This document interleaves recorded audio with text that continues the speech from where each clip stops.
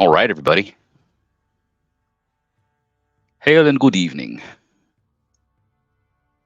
Um, Hope everyone's doing well. Hope everybody's enjoying their autumnal equinox here in the northern hemisphere of the United States. Well, the northern hemisphere of the world. We're talking about. It's not like it's just our hemisphere here in the United States. But hope you're having a great autumnal equinox. If you observe the Mabon celebrations, Mabon. Um, Hope you had a good one. I got a chance to hang out with some pagans and other heathens here in Murfreesboro, Tennessee this afternoon. So we had a nice potluck meal. Hello, John, and hello, Michael. Thank you guys for tuning in for the live Q&A. Hope you're all doing well. Like I said, this afternoon was a really nice gathering of people, really enjoyable. The weather was great. It was a big potluck meal. We had some really awesome grilled chicken, vegetable soup, some other like seasonal dishes. Like somebody made like a sweet potato casserole thing. Somebody else made this like butternut squash equivalent to that. A bunch of fruit and activities. There was people with their kids showed up, and just had an overall really nice afternoon. Just fellowshipping and having a good time. So yeah, hope you all had a nice day as well. Hail to you, Scald. It works. Yeah, long time no see, buddy. How you doing? How's the music coming along? Scald Works here on YouTube is an instrumentalist who's I believe plays the toggle harp, talahjarpa, different ways of pronouncing it, I suppose. But he does have a YouTube channel there, Scald Works, so check his stuff out and be sure to subscribe and support him in that way. What else we got going on? Oh yeah.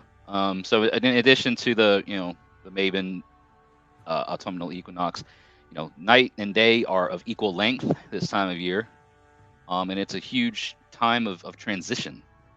Change is happening. Not too much creative lately, says Scarlet Works. Well, that's okay. Don't force it. Do the thing that is inspiring for you. Coming up here in just a couple of weeks. So let's see here. October 13th through 15th is the Shadow Moon event. So 3 weeks from now, in Springfield, Tennessee, Raven Moonhearth hosts their annual Shadow Moon event.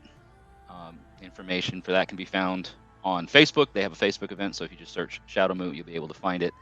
But it is $45 for the weekend. Day passes are $20. If you're thinking of coming just for the day, please come on Saturday. At least that's what I would recommend, because that's when all of the fun things are happening. That's when all the games happen. Friday is kind of a setup day where people are arriving and getting their camps and all that set up. But your day pass, you just pay at the gate when you get there. And it gives you access to all of the classes throughout the day. There's going to be vendors. My wife and I will be there. I'll be doing rune readings. And the ritual to hell is that night, Saturday night. So that's why I say if you're going to think of coming out, definitely do so. Last pagan potluck you went to brought home a wife. Nice, Tim. Well, good for you. That's awesome. Hello to you there, Shinny. And what's up, Patrick? Hey. Patrick Walsh, my friend. Good to see you, man. So yeah, those are some things coming down the pipeline for pagans in the Middle Tennessee area, heathens in the Middle Tennessee area, and it's open to the public. So even if you're not necessarily pagan or heathen and you just want to come and see what this stuff is all about, it's family friendly. It's great way to network and meet new people and see familiar faces. Patrick, you had pretty kick-ass day. Well, from the look of your profile picture, it looks like you're holding an owl or a falcon or something. I would say that is pretty kick-ass, dude. And I know you shared a bunch of pictures with me. Definitely worth the time. Been to such an event. Awesome. Yeah, I think you went to the what? It was the Renaissance Festival there in Missouri in St. Louis. Um, Falcon. Yeah. Okay. Cool. Yeah. All the pictures that you posted, I saw you had encounters with the falcon here. You had experiences with an owl. Um, yeah, St. Louis. Cool. I love those Renaissance festivals. You know, man. Tennessee has one, and it's usually earlier in the year. I know a lot of other states and regions have their Ren Fests towards like this time of year, like um, after Labor Day. I believe ours here in Tennessee is like April or May. You know, like the Memorial Day time of the year, springtime. So either which way, you ever get a chance to come out to the Tennessee Ren Fest, it's pretty cool. Um, I've been several times. They go up on their prices every year, and I think they stopped serving alcohol too, which is kind of lame. So Tennessee probably. Oh yeah, so the Middle Tennessee Renaissance Festival, and then I think there's one out east. Birds and beasts and hearts. Yes, Patrick. All the good stuffs. I think the last time I went to the Ren Fest here in Middle Tennessee, they were still allowed to serve you beer. They've canceled that now. Not allowed to have beer. They don't have beer for sale or mead, um, or any alcohol for that matter. So, but they still do like the the musical and comedy skits and stuff. They still have the jousting. They have all of the vendors. Um, all that fun stuff. Uh, the last time I went, there was a guy there. He's like I think he goes to like different Renaissance festivals. He's known as Axel the Sot, and he has like family-friendly type comedy shows, and he does like songs and parodies and stuff. And then he has shows that are scheduled that are for adults only because there's profanity and such things. But he's hilarious. Thank you, Patrick, for the stars. Odd that it didn't show up here, but this is one of those platforms that does not always reflect that. But thank you for the stars. No joust, and it's only one weekend. Scald at Works. Where are you at? Illinois, I think it. Last I remember, you were in Illinois. Hail from Kentucky, Aaron. Hail and welcome to you. Hope you're having a great weekend, and hope that your autumnal equinox has been enjoyable and relaxing, and that you're able to kind of think about the transitional time of year that we're in. Illinois. Oh, Alabama, really? Oh, okay. That's right. That's right. That's right. Yeah, Alabama. Sorry, I get my people crisscrossed sometimes on where you're at. But yeah, that's right. You're in Alabama. They had I think it was Huntsville, Alabama last weekend was they had like a Mabon festival down there. I also have been like, as I scroll through social media here today, I've been noticing some people are sharing information or sharing this post like, hey, it's house bloat, happy house bloat and stuff. And I gotta say that different names for different things. It's just not accurate to call this time of year house bloat, at least not so far as I've been able to determine. House bloat was another name for winter nights, and winter nights is not for another full moon away. So winter nights is when you would have house bloat. In Decatur, Alabama, they run the festival in Florence. Okay, gotcha. Cool and breezy this morning in Central Florida. Yeah, it was. It did get warm today. This afternoon got up to the mid 80s here in Tennessee. So it definitely didn't feel like autumn. But the nice thing is that the humidity levels are way down. Right, it's not so oppressively hot with the humidity. anymore, and the nights and the mornings and stuff like that are cooler. So we're able to, I like to sit outside and have a fire or whatever. As like in the summertime, it's just too hot to even think about sitting outside and having a fire, even when the sun goes down. You know, it's in the summer here in Tennessee, when the sun goes down, it's still like in the 90s, um, and it doesn't get much cooler than the high 70s, low 80s overnight. So I'm definitely glad we're past that. Until next time, I don't enjoy the heat very much at all. Cars in the shop getting a new engine. Ugh. Oh man, I hate that. Hate that for you, man. Speaking of cars, I need to get my oil changed. So what's everybody else up to? Figured we'd just go live here for a little bit tonight. Got a podcast that I'm going to be on with Patrick this coming week. So Patrick Walsh here in the chat, him and I are going to be getting on a podcast and recording that tomorrow for next week's episode. I'm not going to reveal yet what that topic is. You're just going to have to stay tuned. But in addition to that, I'm also going to be going on another podcast on Monday. I'm not sure when the episode is going to air, but I will keep you all informed of that when it happens.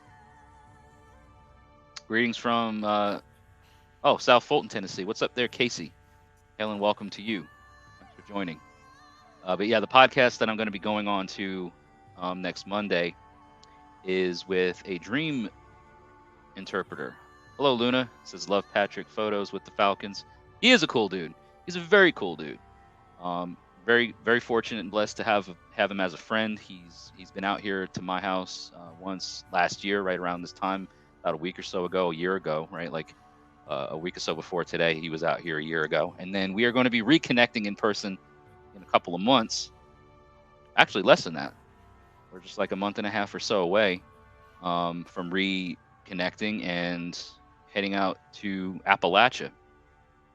Him, along with our Tennessee folk here, my tribe, we're piling up in our vehicle and heading east to the mountains. Spend a few days out there, chilling and relaxing after Mabin rights last weekend, not last rights. Oh gosh, that was awkward.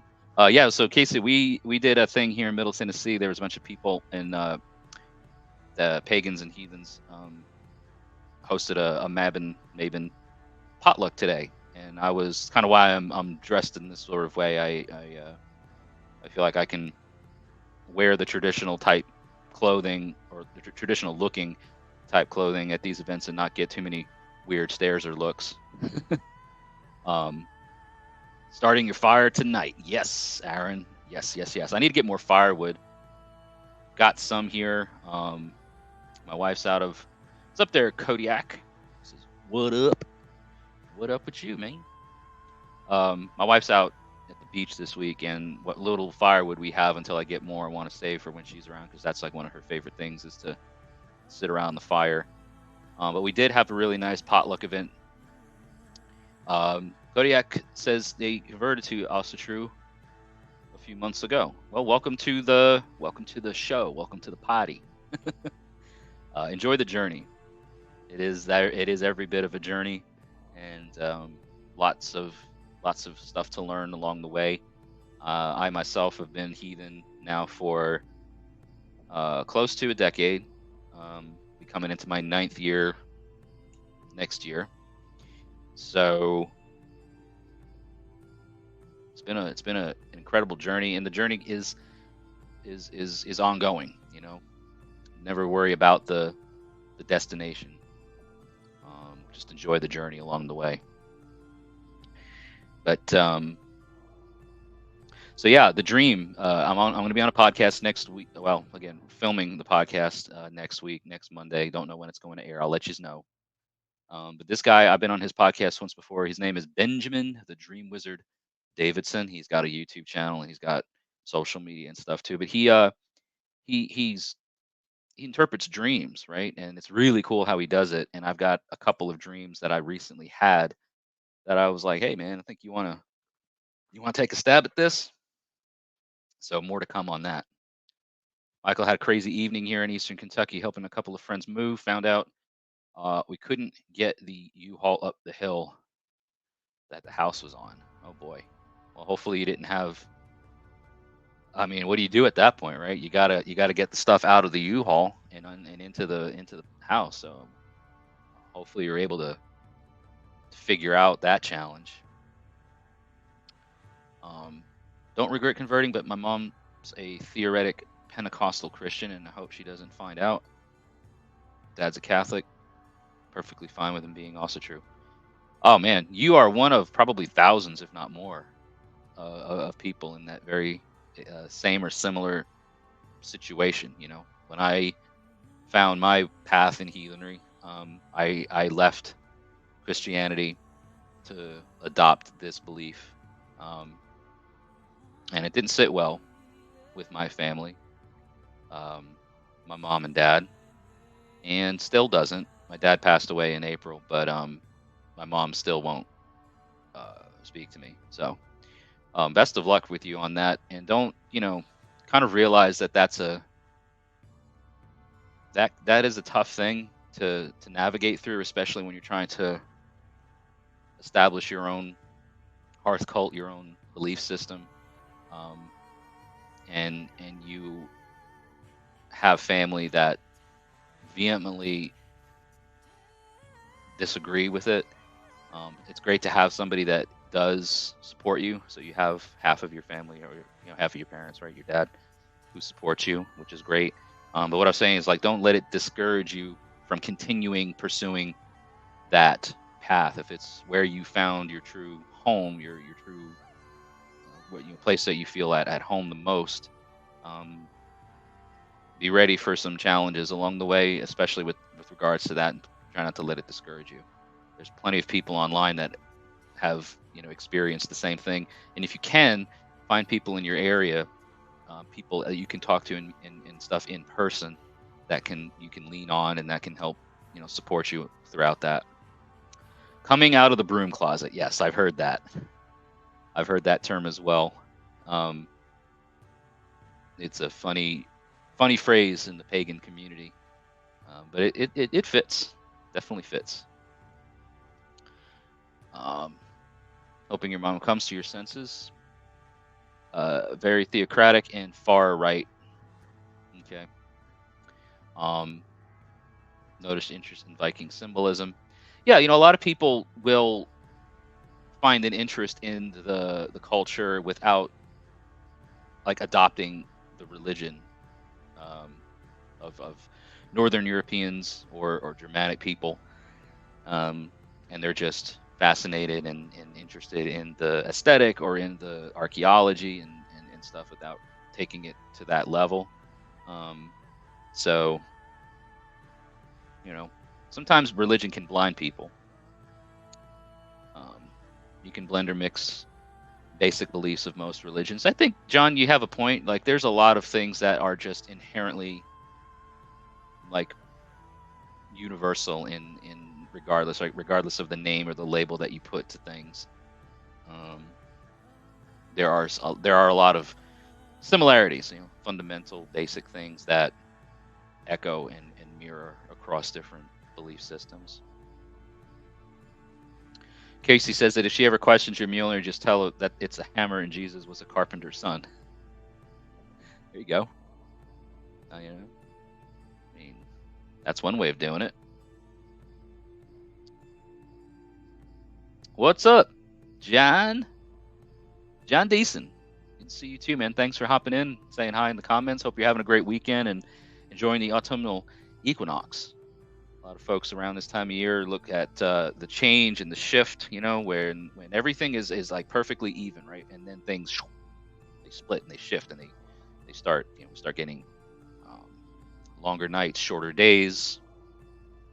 Um, our harvest time of the year has been reached, so now it's looking to, I think, for a lot of folks, uh, enjoy the stores. Look to the lean, look to preservation during the lean times. We've made it through the harvest months and the harvest time, and we've gathered our stores. Right, not a lot of us, not a lot of people nowadays are literally harvesting crops or and stuff. Some people still do. Right, you got those farmers and homesteader types that do that, but metaphysically speaking or metaphorically speaking, we can look at it as, again, that's a time of year transitioning into, longer nights, shorter days, and looking inward and recharging.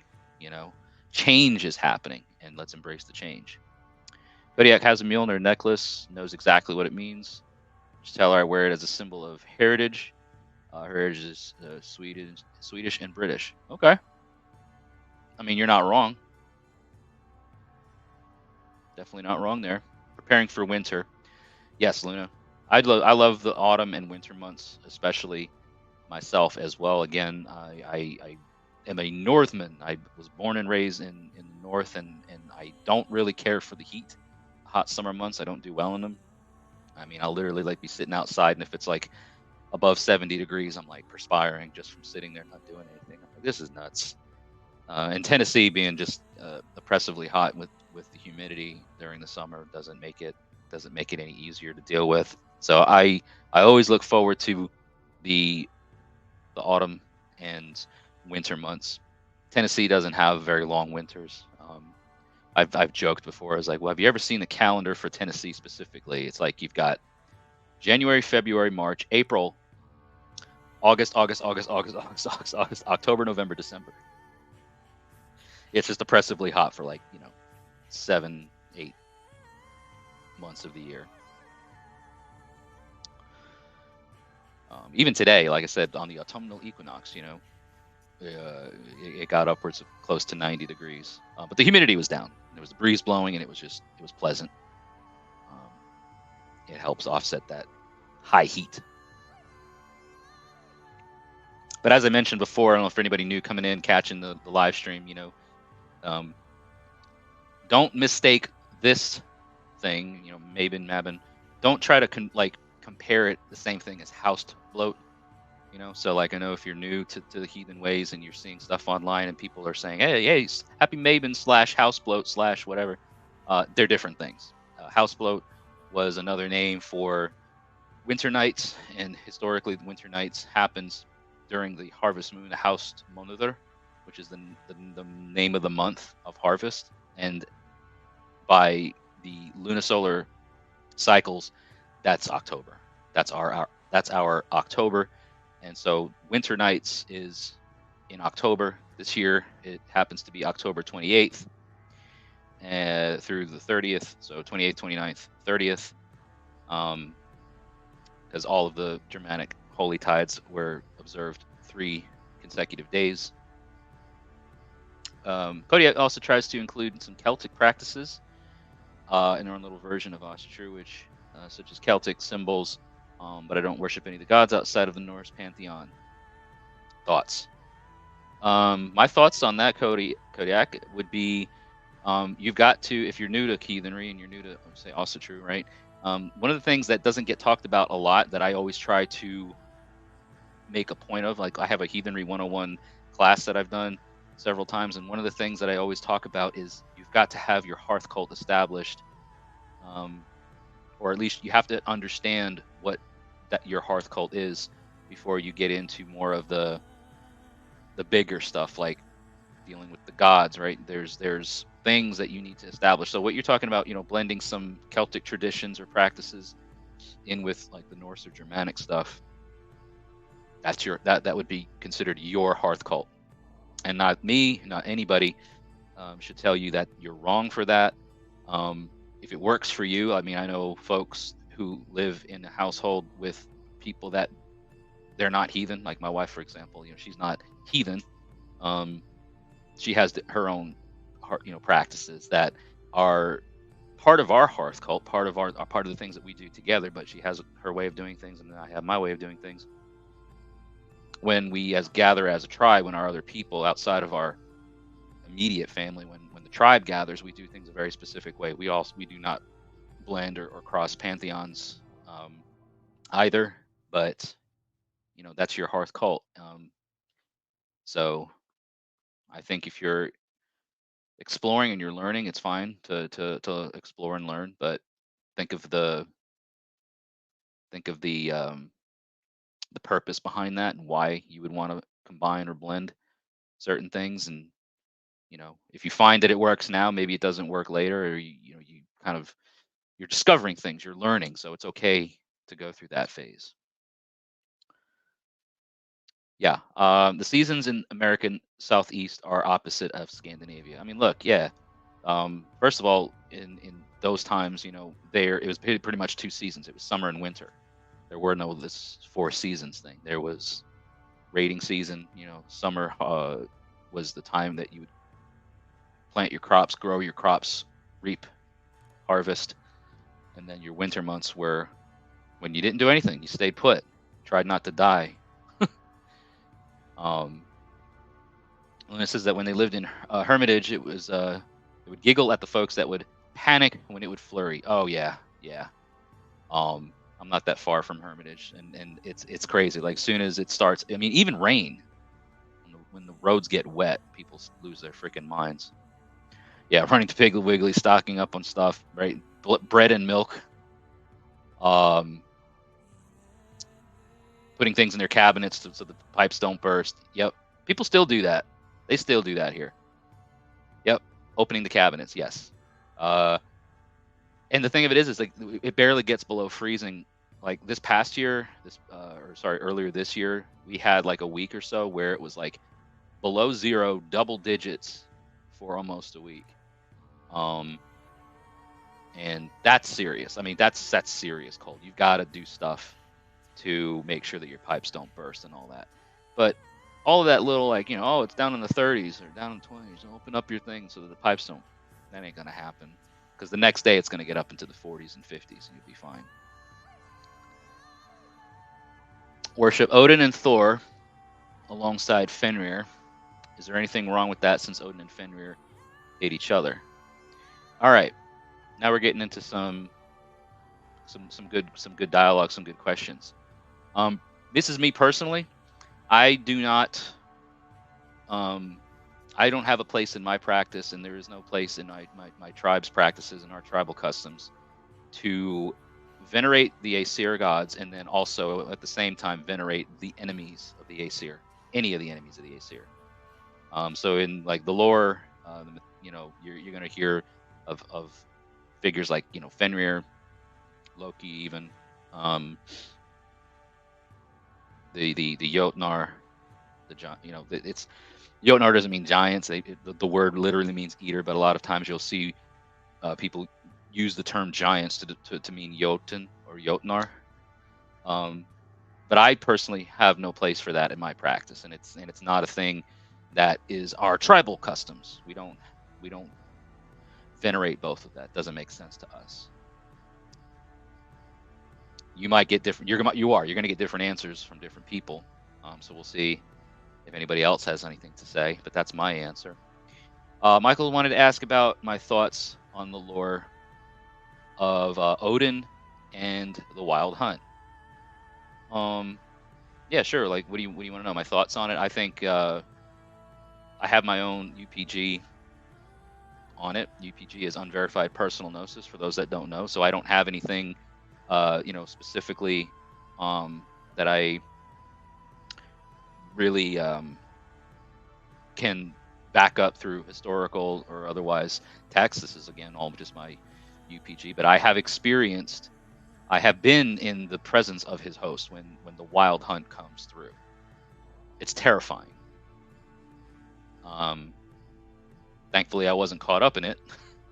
I dodged it, but I have been nearby, and when I knew that the hunt was coming through, I took certain precautionary measures. I did certain things to not to hopefully keep them from taking me up in with the hunt. So I do believe that it's a thing. I have my own UPG on it.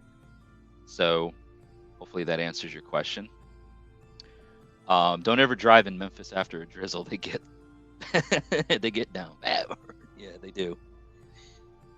They definitely don't know how to act. Depends on Skullworks says depends on who the Jotnar is. Some were friendly to the Aesir and Vanir. So good point, right? Like you know, half of the gods that we read about in the lore are Jotun themselves, or at least partly. I mean, Thor is part Jotun, so is Odin. I mean, Tyr. I mean, they're all Jotun. And here's the thing, like Jotun are gods themselves. The Jotun are gods. Um, and they are a tribe of the gods. The Aesir are a tribe of the gods. The Vanir are a tribe of the gods. Hell, even the Vanir conflicted with the Aesir Vanir war. That was a thing that happened. So they seem to coexist peacefully now, like through the lore. If you're looking at the lore specifically, they coexist amicably, peacefully, and they at Ragnarok they are on the same team.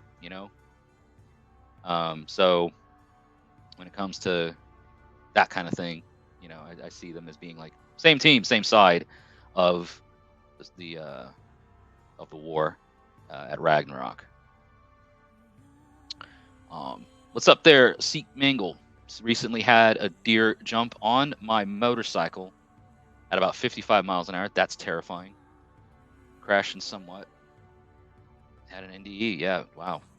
Glad you're here to talk about it. What does the Germanic/Norse lore say about near-death experience? And should I read into that experience? That is a great question. Putting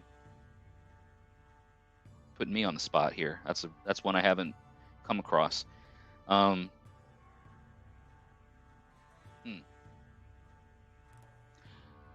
I'd have to look more into it just to see if there's any like examples of something like that in the sagas.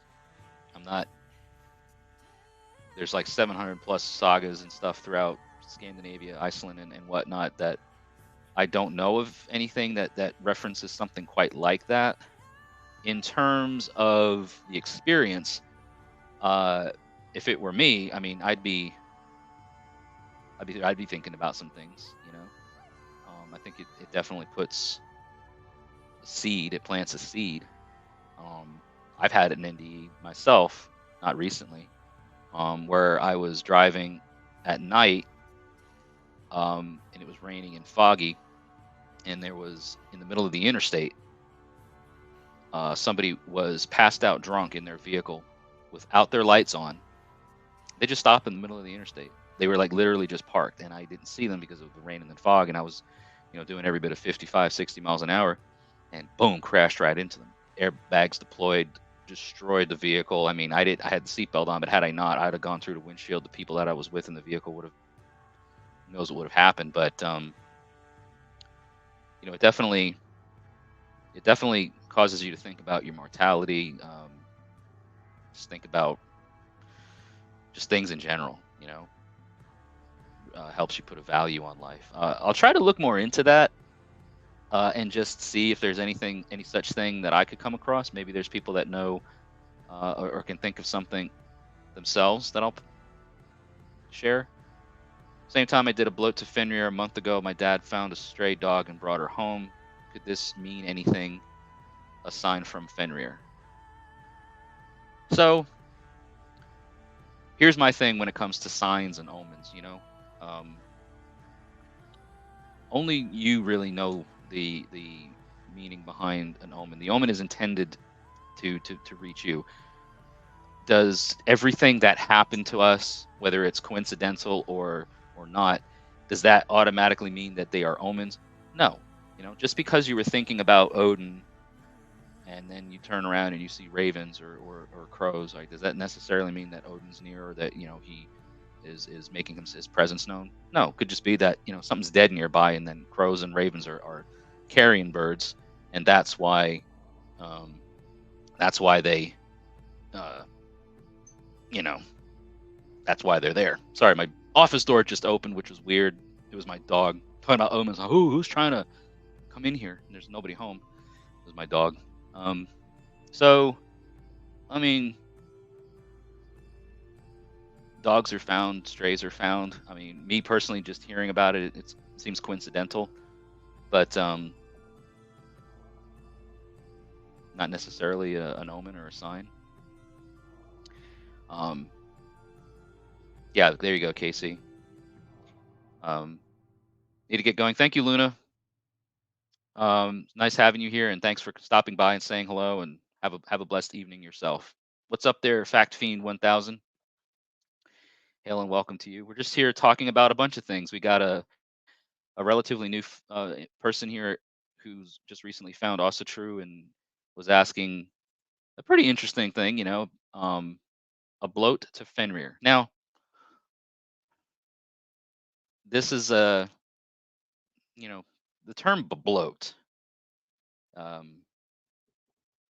is a very specific thing in the Germanic heathen sense.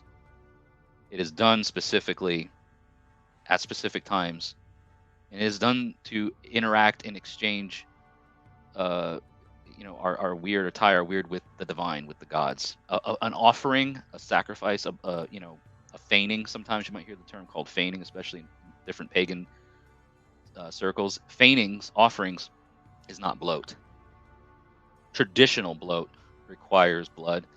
It requires an animal to be sacrificed. The animal is slaughtered. The meat of the animal is consumed by the people, and the blood is used for the ceremony, for the offering. The blood is the gift to the gods. Finding a stray is your sign to adopt a dog. Hey, right? I mean, it's could be just as simple as that.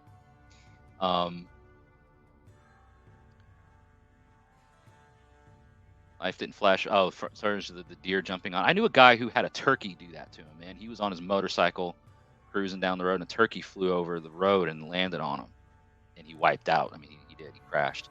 He wasn't severely injured, but he did lay the bike down. Adrift in the void before time, with rhythmic humming surrounding me in darkness. Did you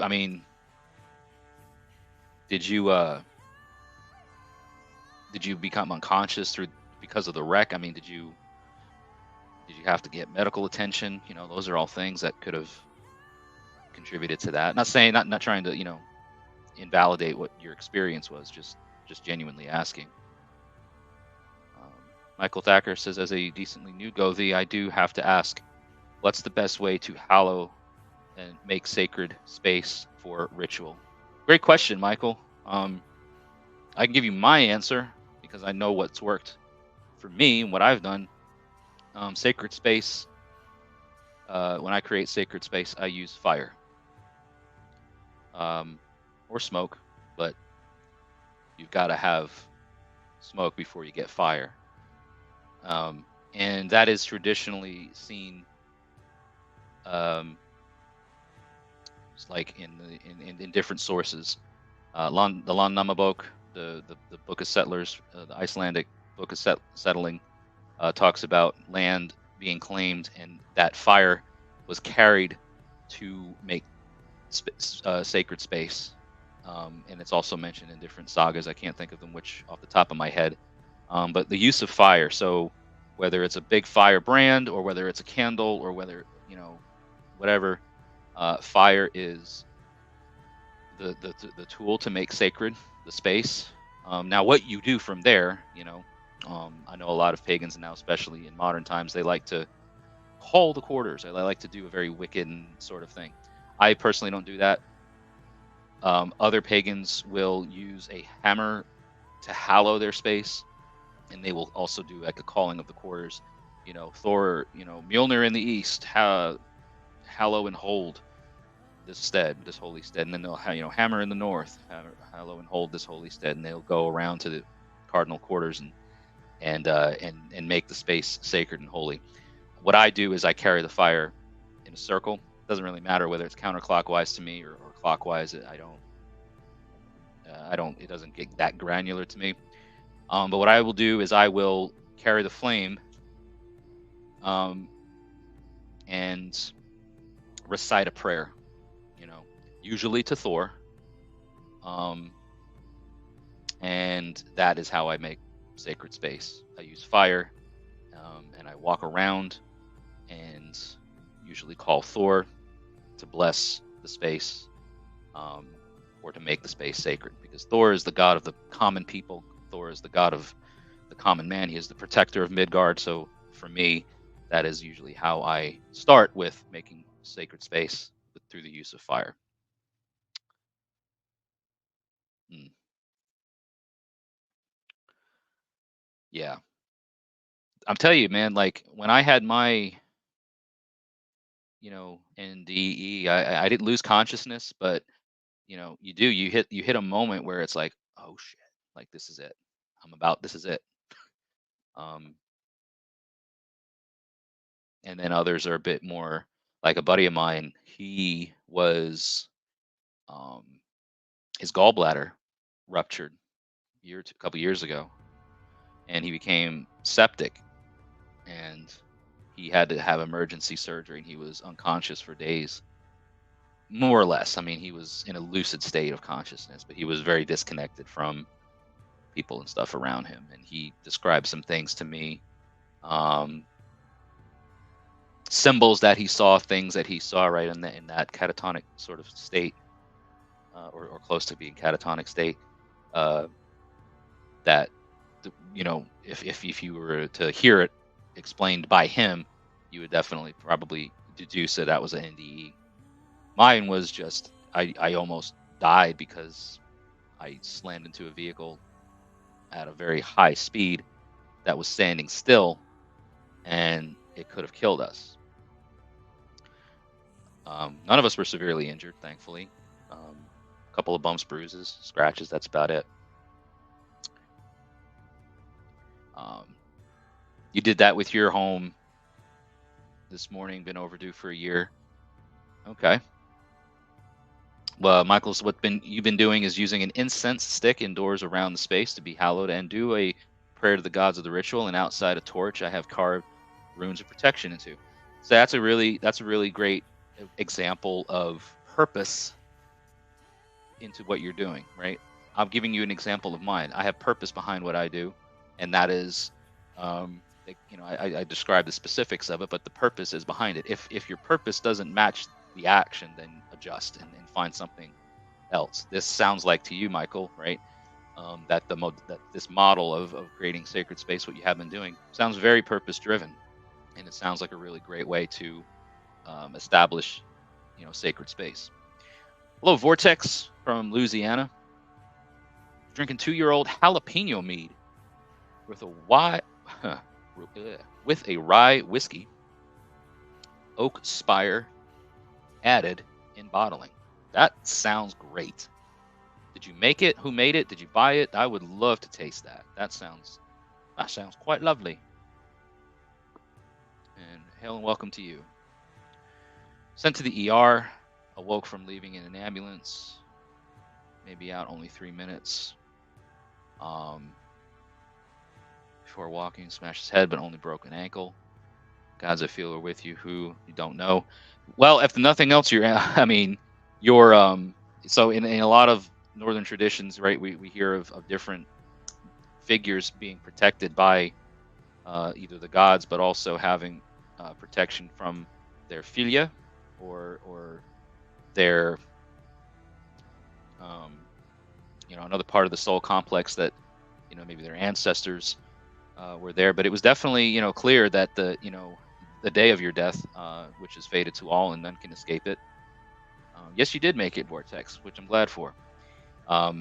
Those days of our death, right, which are fated and none can escape it, clearly wasn't that day.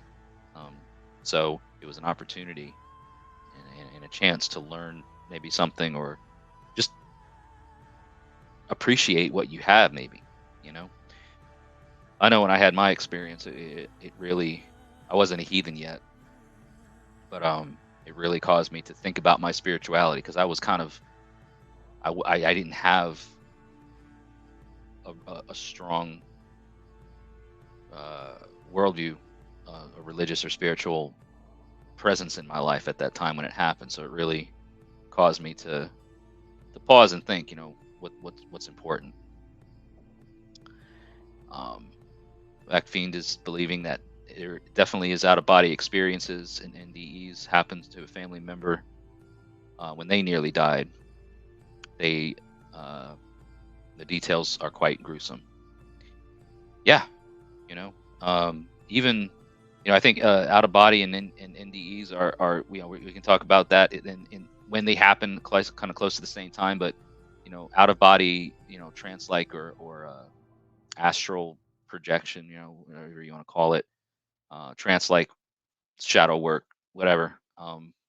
Maybe not shadow work, but I'm trying to say it's not necessarily a traumatic thing that happened, but it is an out of body experience that can certainly happen during such traumatic times as what you're talking about, like NDEs.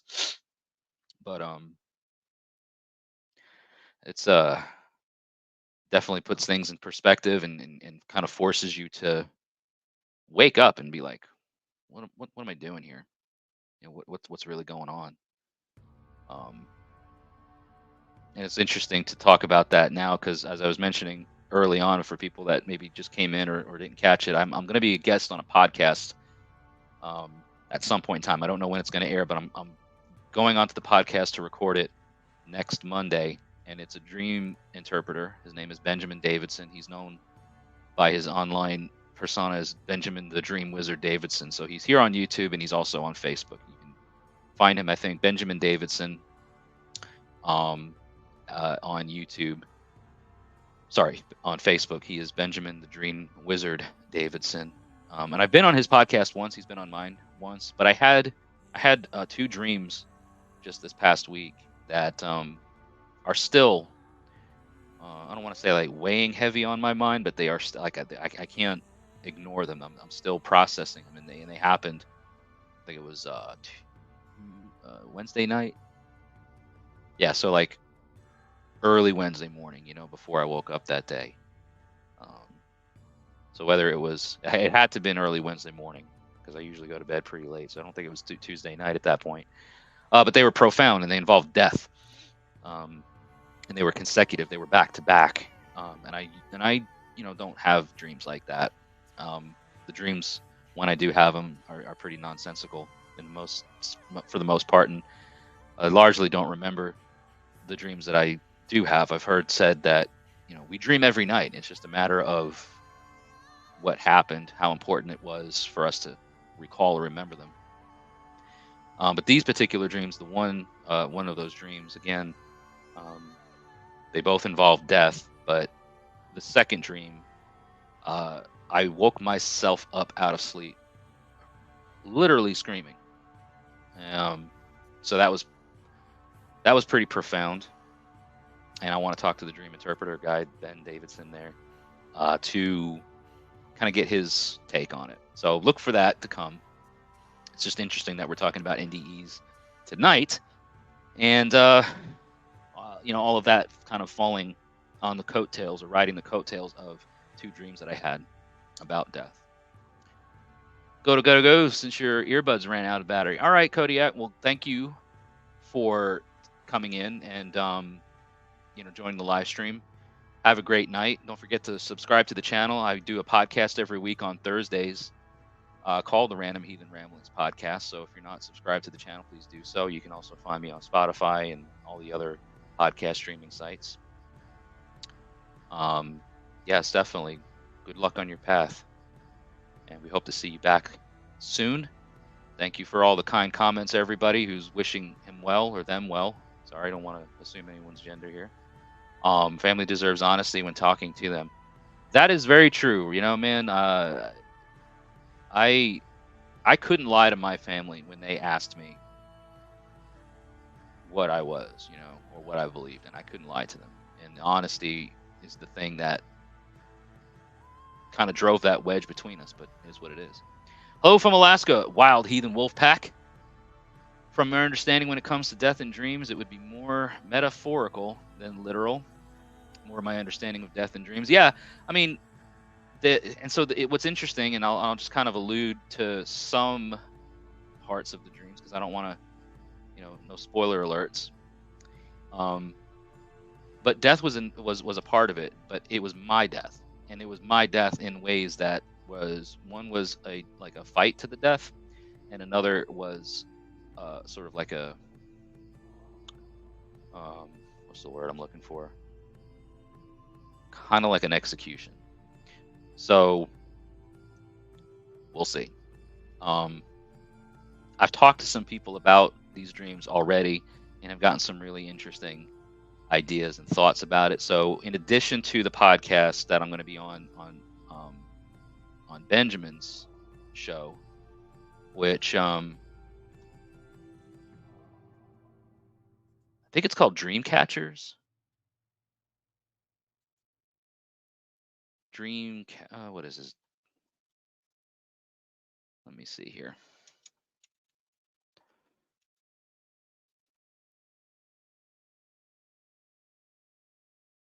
Yeah, so his channel is just literally Benjamin the Dream Wizard. He has different playlists on his channel that are for different things, right? But I'll post his channel link here in the comments, so you guys can get it and see it if you want. Let's see.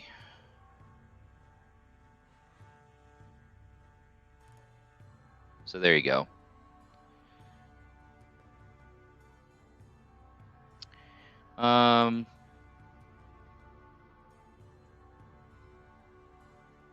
Could have been a past life memory, Casey. Again, there's that may track.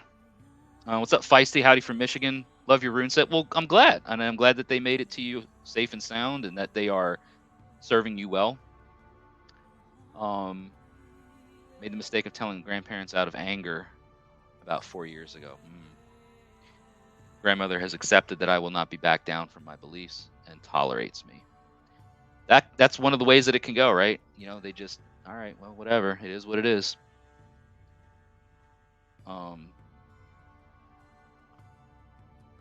Fact Fiend says that, speaking of death, the name of the Gothic sorceress that bred with demons and birthed the Huns was called Halonunus, or Mysteries of Death.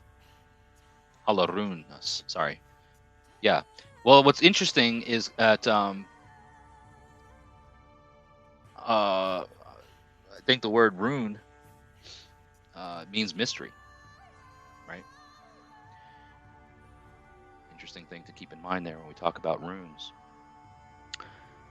Family and I split at one time, moved down from New Orleans, and only had your Japanese futon mattress and a Dutch oven. Literally ate beans and rice for 6 weeks off a makeshift stove in an abandoned house. Yeah, when I guess, came out to my family about it, it was not what I wanted to do. I wanted to just avoid the whole thing. I wanted to keep relationships with my family and not have religion or anything be a part of the discussion. But every conversation that we had for the longest time years ago, they always, brought back the religious topics and things, and I kind of just I engaged a bit, because again, it was my upbringing, and I knew what they were talking about, so I could have a conversation about it. But I kind of remained neutral in terms of agreeing, disagreeing. It was, more or less just maintaining the conversation. And then at one point, my mom's just like, just flat out, like, do you still believe in God? Like, do I believe in God? Yes. Do I follow Christianity or any of the doctrines? No. Right. And then that opened up the, well, what do you do? What do you believe?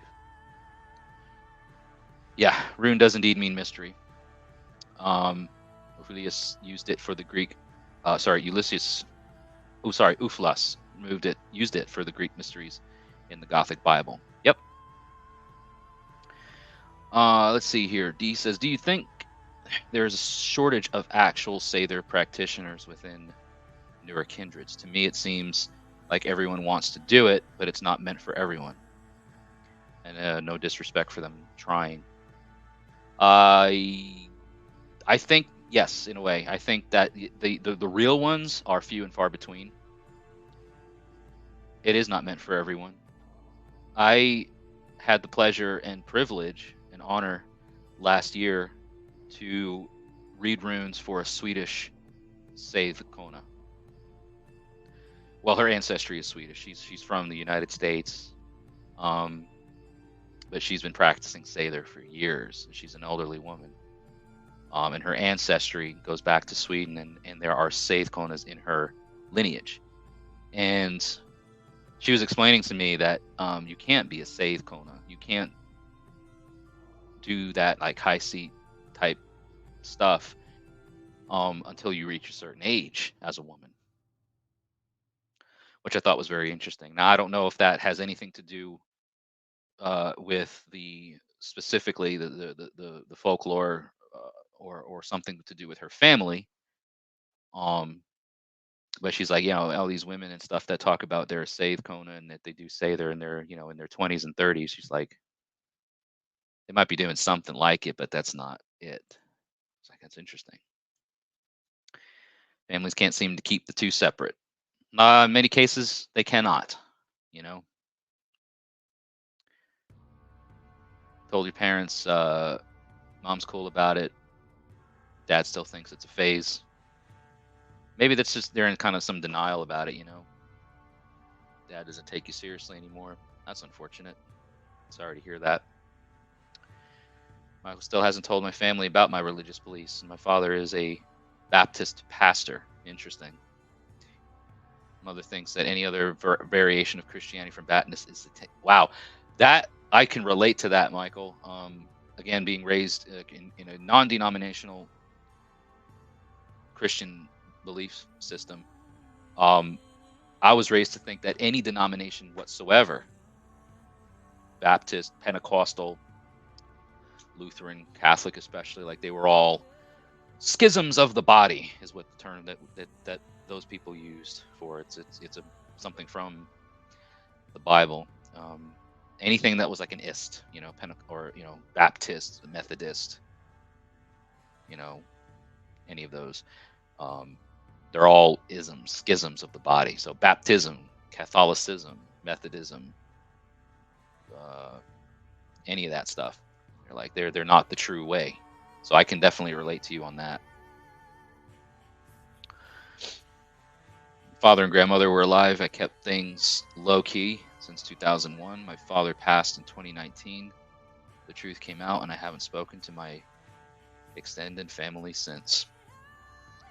So you've been doing this for a while, from the sounds of it, and have been able to kind of keep it under the radar, or low key at least. And I feel it's such a sad thing, man. Like why we have to do that just to maintain relationships. And family is such an important thing for us as heathens, Germanic heathens especially. It's family is so vital and so important. But what I've come to learn is that the family that we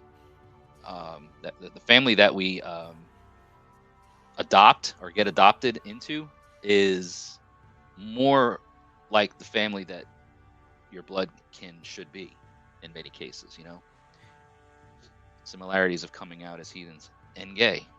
Interesting. Yeah, any sort of non-traditional, any sort of alternative lifestyle, religious, social, or otherwise. I definitely feel that one too. Yeah. Wiccan since 95, also true since 2015.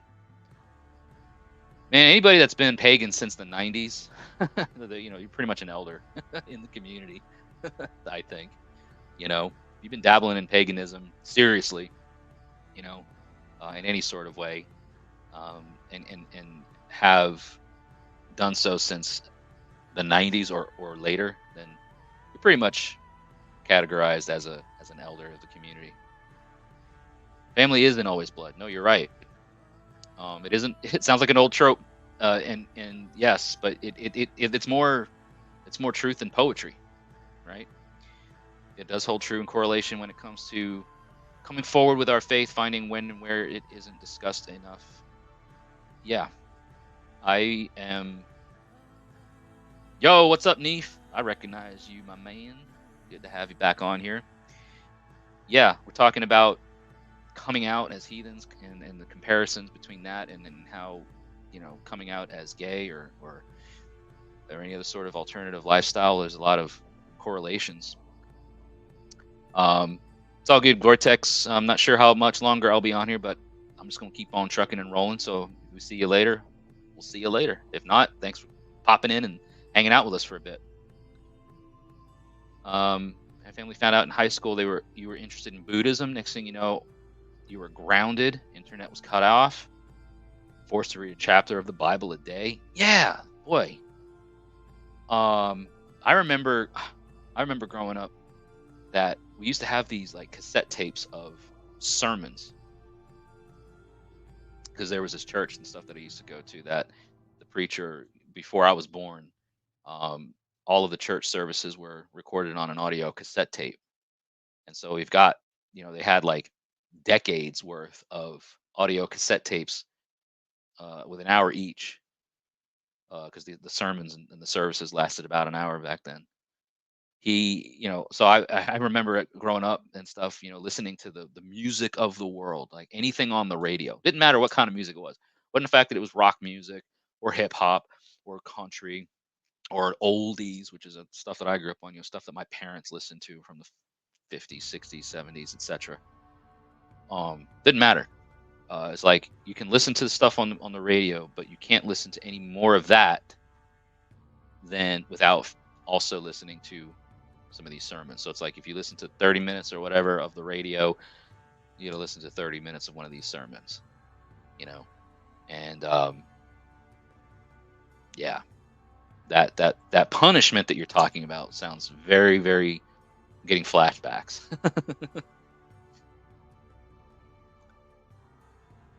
Have to be 55 to elder in the church, 4 years to go.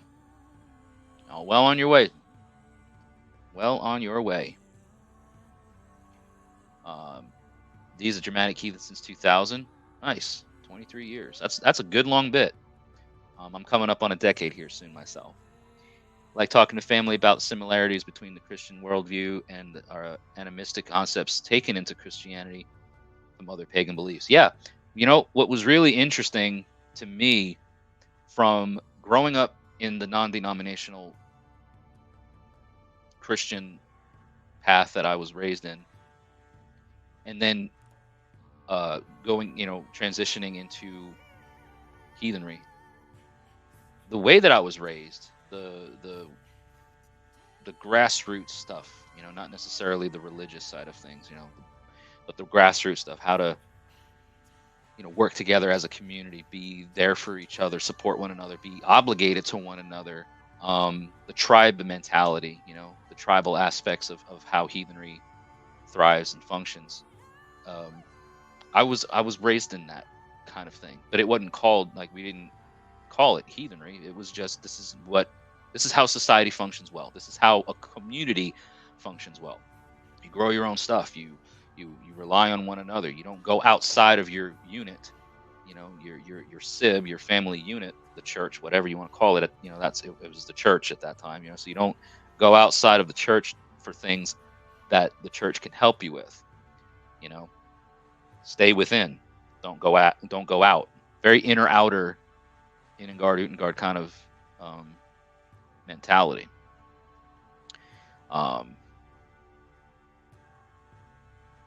So when I came into heathenry and started learning about those things and in a heathen worldview, I'm like, well, shit, I can jive with this, because now I'm doing those things that I was doing anyway without the wacky Christian stuff that I, quite honestly, just reached a point in my life where I'm like, I can't adopt this concept. I can't, or these concepts. There were too many things that conflicted with me that, it didn't make sense when I reached the point where I could think for myself. It was like, this doesn't make sense anymore. And you don't have to apologize, Michael. I said, like, the flashbacks and whatnot. It's good, I think, to reflect and have certain things. I mean, it doesn't trigger me, so you're fine. it's just like some, when you don't think about some of those things, and then you get memories come back up, you're like, oh wow, I remember that now. Bit of nostalgia. All right, John, thanks for coming on to the podcast, or the podcast. Thanks for coming on to the live stream. Hope you had a great weekend. A blessed autumnal equinox. Happy Mabon, whatever, if that's what you do. But whatever you do and however you do it, have a good one. Thanks for the support. Stay safe out there. So we got here. Sheeny says, I started my own path. Oh, I did not start my path until I was a teenager, but nowadays I do meet and encounter a lot of young and unguided practitioners and know almost nothing. Many coming from Christianity beliefs. Yeah, a lot of folks are coming into these old ways paths from other religions, and there's baggage that gets carried over too. I did it. I had a lot of stuff that I thought, I'm just replacing, the Lord God Almighty, Jesus Christ, etc. Right? I'm replacing that with and replacing it with like Odin and Thor and the other Norse gods. It's not the same thing. The way the gods are viewed and stuff, it wasn't the same. Come to learn, right? The gods don't necessarily care. They're not going to sit in judgment of me. They're not. I don't. The things that I do are not going to determine, if I go to eternal life in the God's kingdom versus eternal damnation in some other place, right? Like my deeds are going to set me up in a way here and now, and then my luck continues through the Kaminya into Orle. It gets added to the well, and my descendants, will be able to absorb, be able to work off of that stuff. It's not the same as like, well, don't do this because God's going to punish you if you do it, or it's not the same thing. It definitely, it almost corrupts the animistic basis of heathenry and paganism. Definitely doesn't help in a lot of ways. Casey's in their area, indoctrination into Christian religions helps me to relate to the most of the population that have questions. Still have our share of crazy, but most are interested. I had a class, a Heathenry 101 class that Greg Strong from Raven Moonhearth and I co-hosted here in Murfreesboro, Tennessee, a couple of weeks back.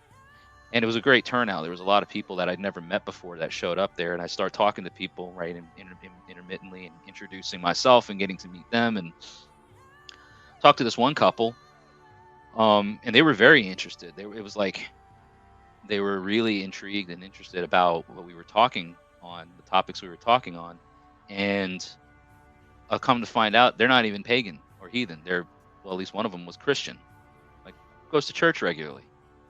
And she was like, I'm just really curious about this idea, this religion, this path, and everything that you're talking about. It makes it sound very, very interesting. She's like, I'm not saying I'm going to stop going to church, but this really helps me understand. And I was so refreshed to see that, because what is one of the things that people tend to do when it comes to the whole Christian pagan rift? Those damn Christians, they want to kill us, they want to hate us, they want to extinguish us, they don't want us to do this, that, and that, and the other. And here we have Christians peacefully sitting at a pagan gathering, learning about our beliefs and why we believe certain things, the way we believe certain things, our worldviews, right? Sharing that information with people, and they're, a seemingly conflicting religion. They were there peacefully and actually learned something, and it was so refreshing, because I'm like, that's what I tried to do with my family. Like I told my mom and dad a couple of times, I'm like, if you just listen to what I'm trying to tell you, you're going to see that what you think a heathen is, because of what your Bible says, there's more to it than what you're just being told and what your Bible says. We're not the enemy. We're not the bad guy. Open your minds. Neef is saying that dystopian. Yeah, Neef says that studied various pagan beliefs, mostly Druidic, since a teenager in the early 90s. Brother turned me on to Nordic beliefs and runes, and I'm more recently gotten more active than after finding more like minds. Awesome. Do you find the runes, or do the runes find you? That's the great question, Fact Fiend. They found me. The study of the runes, and as far as going into that exploratory mode of learning the rune poems, learning runes for divination, learning the linguistics, learning the languages that the runes were written in, right? All of the things about rune study, it came to me. I didn't go and pursue it. So for me, that it came to me, or it found me. Literally, I was woken up out of sleep in the middle of the night from a loud, it was like a loud crack. Not like a crack of thunder, but like if two 2x4s were smacked together, like a loud crack of a whip or a loud crack of wood. That was the awakening to me. And in that awakening, I was given, in my mind's eye, I could see runes and stuff, and specifically the Othala rune. So the runes found me. I'm not saying that that's a one end all be all answer, and that if that doesn't happen, then you're misguided or you're not supposed to be looking at the runes, but that's how it worked for me. And then you have the joy of teaching your son to search their own truth. I can't lie to him, and it helps me to learn. That's great, man. And that's a responsibility that I think not a lot of parents take seriously. Is that, yes, you are their guardian, yes, you are their caretaker, but that doesn't mean you have to shove your religion down their throats and make them believe the same thing you believe, right? You're obligated and responsible to keep them safe, to keep them from harm, to teach them lessons of life, to so that they're productive people of the society, and so on and so forth. Teach them valuable lessons, skills, etc. When it comes to the religion, I think that that's something you need to discover for yourself. I don't think you have to have the religion inserted into lessons and teachings at such an early age, because does it make a difference? I don't think so. I don't think you have to have that. I don't think you have to use that as the catalyst for raising children. Now, I don't have children of my own, so maybe I have no business speaking on such a thing. That's just my opinion. Believe a lot of people still fear the unknown and choose to not open up due to that. How can one change their views and perspectives if they are always cultured and not learn what is outside? Yeah, when you're indoctrinated and institutionalized is a good way of putting it. I think you're institutionalized. There's no coming back from that. Like it's indoctrinated, brainwashed, programmed, right? All these different words that you can't think for yourself. You can't think freely. You can't discover things when you're made to think that if you do, you're gonna burn in hell, or you're gonna suffer some sort of tragic and painful existence in eternity, or anything like that. Fear is a tactic that's leveraged and used in religion to control people. And that's one of the things I love about heathenry, or most paganism, I think, is that we don't leverage fear to control people. Do this or else. More realistic practice, not using substituted materials, but real materials that don't just stand for something else. I've argued this in my Kindred, Efforts, and Meaning of Gathering for Purpose.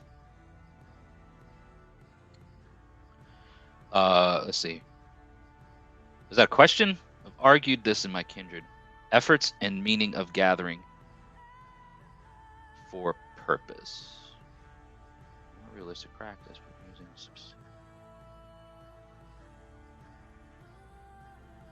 not sure what you mean, D. Sorry if that was a question. I don't know how to answer it. Different people find different rune rows speaks to them more so than others. Yeah, and there are so many different kinds of runes. You know what I mean? Like I've done more with the Elder and Younger Futhark than I have with the Anglo-Saxon runes or medieval runes or Tolkien runes or Armanen runes or any of the other various runic alphabets. Not saying I never will explore that, but in terms of just where it lands in my practices, it's been Elder and Younger Futhark. So different strokes for different folks. Institutionalized. Yeah! Institution! Love Suicidal. I've seen them live once. Who did I see them with? Was it Exodus? Yes. No. Yes. It was Suicidal Tendencies, Exodus, and Slayer. I believe that was the lineup, and it was in Atlanta. I believe it was Atlanta. Religion is relevant. It's not what belief is the truth, but what path works for you. Our ancestors weren't dummies. There is a reason why each religion and spirituality exists. Yeah. I mean, look, religion is a construct of society and of people anyway. I mean, when you go back far enough, when we're all living out in the wilderness and back in caves and everything. I mean, religion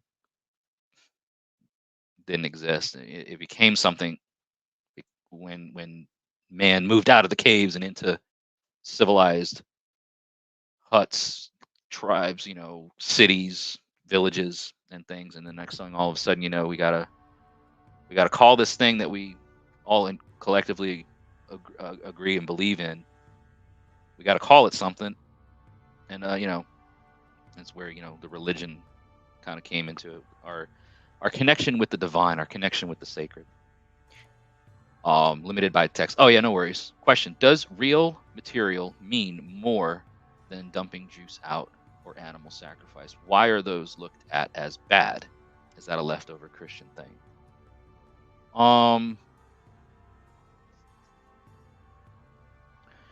So real materials. So you're talking like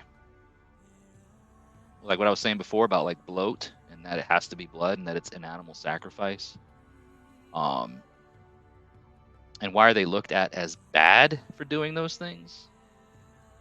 I don't necessarily think they're bad. I just think that we gotta define certain things, and to say an offering or a gift, to call it bloat is inaccurate. That's not what it is. It gets used and that term gets used kind of interchangeably, but it's not. A bloat is something very specific, and it involves and includes very specific things. So I think as authentic as you can get to that,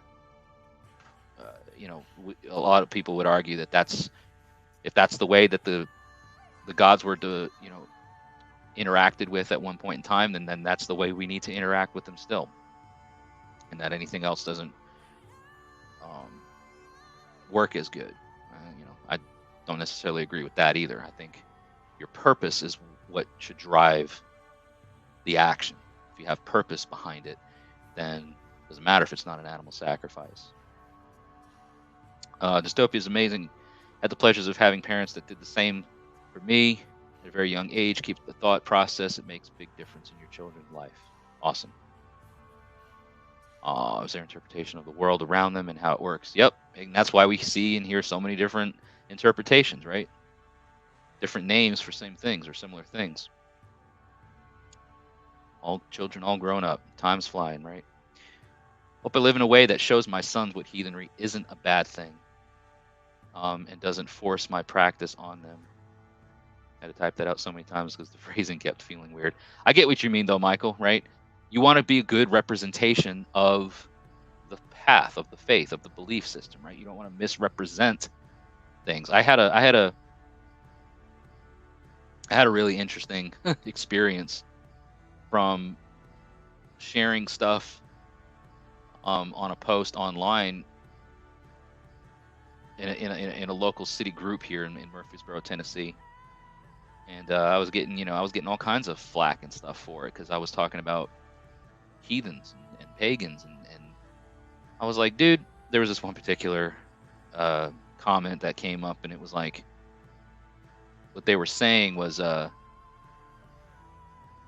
of derogatory. And I said, listen, if you want to know more about me, oh, they called me a coward. That's what it was. I'm trying to remember the context of it. It's because on a post I had originally posted, I turned comments off, and they called me a coward for it. I'm like, dude, I didn't want to be inundated with 500 different comments from people, so of course I'm going to turn off comments.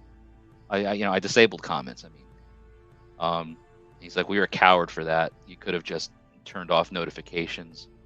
And I'm like, dude, first of all, if you're going to call anyone, not just me, but if you're going to call anyone a coward, then come to my face and say it to my face. And here's where I'll be. I will be at the Maven event tomorrow between 2 and 5 p.m. Come out and call me a coward to my face. Also, there'll be food there, so you can come and you can eat, right? And then he's like, why would I show up to your heathen event? What are you going to do? Attack me with your pagan friends? And I'm like, yeah, we're going to attack you at a public park where there are children and stuff. And I'm like, dude, I'll tell you what, man. I said, listen, if you come to the event tomorrow and call me a coward to my face, I said, I will come to your church on Sunday and see what the big deal is about your faith, right? Because he was like, well, you should come to church. I'll invite you to church. I'm like, give me an address. Which church? When? What time does the service start? I'll be there, right? Did he show up to the thing today at the Maven event? No, of course he didn't. Because who's the real coward? But again, it wasn't like I guess the whole point of what I was trying to say was like, listen, if you're going to make these claims, you're going to say certain things, then come and actually experience it. Come and learn something. Come see how these people are. Come see how I am. Don't just arbitrarily, call me something that I'm not, just because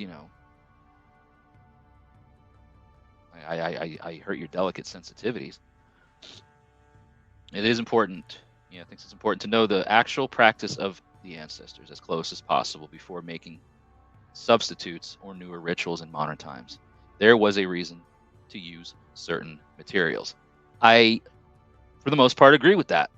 As much as close as authentic as you can get, but understand again the reasons why. Why was it done that way? Well, it was done that way with purpose because that's the thing that they were doing at the time, right? Doesn't make sense practically anymore to slaughter a horse or 9 of every animal every 9 years, right? It doesn't make practical sense for the most part here in this modern society to do that. They had purpose for it back then. It doesn't align with the way the world is now, and it doesn't make sense to do it practically speaking. Can you recreate the vibe of it, the feel of it? Maybe, but the purpose has to be there. Sweet ass beaten and cookies. Hey, sign me up, man. Can I get the cookies first so that I have the energy? What kind of cookies are we talking? They did have some pretty badass cookies today, though. They were caramel apple cookie, and it tasted like apple pie. Keyboard warriors, yeah, they are themselves the cowards. And I was like, look, man, I said, look, you don't even have to show up to the event tomorrow. You want to invite me to church? Then tell me where and when, and see if I don't show up. I have no idea where this guy goes to church at. He didn't come back to me with an answer. Probably thought I was going to show up with my pagan friends and beat them in the house of God. Who knows? What's up, Simon? People are funny. And, I usually don't interact and engage with people like that on the internet just because it's a waste of time. And, don't feed the trolls, I had a moment and I was like, I ain't got nothing else going on right now. Let's just have a little bit of fun, right? And let's just see what he's made of. I was ready for him to come today. I was fully expecting him to come today, hoping he would. Like, hey, maybe this is maybe he really will. Oh, you're that guy. Hey, you're a coward for turning your comments off on a Facebook post. Okay. Didn't happen though. cupcakes with banana cream and put peanut butter icing. Ooh, peanut butter and banana, dude, is like the best combination of desserts. One of the best combinations of desserts. There is a barbecue place in Nashville that I absolutely love to go to. They're called Honey Fire Barbecue. And I've lived in Tennessee for nearly 20 years. And I've tried a lot of different barbecue from all over the state. Memphis, East, Middle Tennessee. Honey Fire Barbecue so far has been like the best barbecue place. It's about an hour's drive from where I live, but it's worth it. And they have a peanut butter banana pudding. By Odin Spirit, it is the best banana pudding ever. Because they got like fucking, chunks of banana in there, actual banana, and then just this rich, creamy peanut butter. Ugh. My blood sugar went up just thinking about it. It's like, again, one of the best food combos that you can come up with, peanut butter and banana. It's like Forrest Gump says, it goes together like peas and carrots. Maple bacon cupcakes too. Ooh-wee. That's another good combo, man. Brown sugar bacon, maple bacon. Can't go wrong. Yes, sir, banana pudding. My wife's mom has a killer banana pudding recipe, and I think it was her mother's or her grandmother's, a recipe that has been quote unquote in the family, for years. But if I'm recalling correctly, the recipe that her mother's mom, so it's either her grandmother, great grandmother, something like that, came out of like it came out of like, I don't know, like Reader's Digest or something from back in the day. It's like an old magazine recipe that she just repurposed and used, and everybody was like flipping out. And yeah, that was, Nana's banana pudding or whatever. Nana Banana. But I think it came out of a book or a magazine from back in the day. It's funny. Wild Heathen Wolfpack says, if I learned anything as my years as a drill sergeant, everyone wants to fight until you accept their offer. Dude, 100%. And thank you for your service. I used to work in the prison system. I used to work at a correctional facility, and I was a pod officer there, and I got promoted to zone sergeant. And you'd get these dudes in there, man, that would just buck up and act away and stuff like that. And they'd be like, man, if you didn't have that radio on, Sarge, if you didn't have that handcuffs with you, if you didn't have that spray, I'd do stuff, man. I'd whoop your ass, this and that. I'd start taking everything off. Put it on the counter and be like, so what?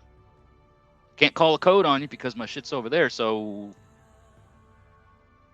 man, whatever, man, it ain't worth it. So exactly. Sit down, boy. Most people don't match their bite.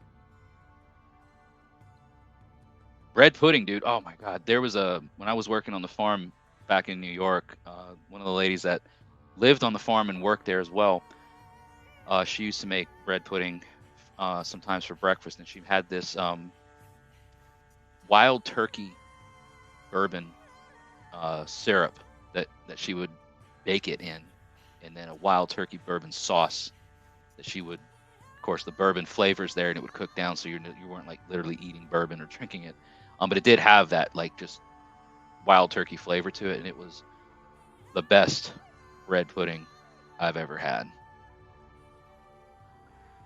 Yeah. Welcome to the South. We have food that almost makes up for the humidity.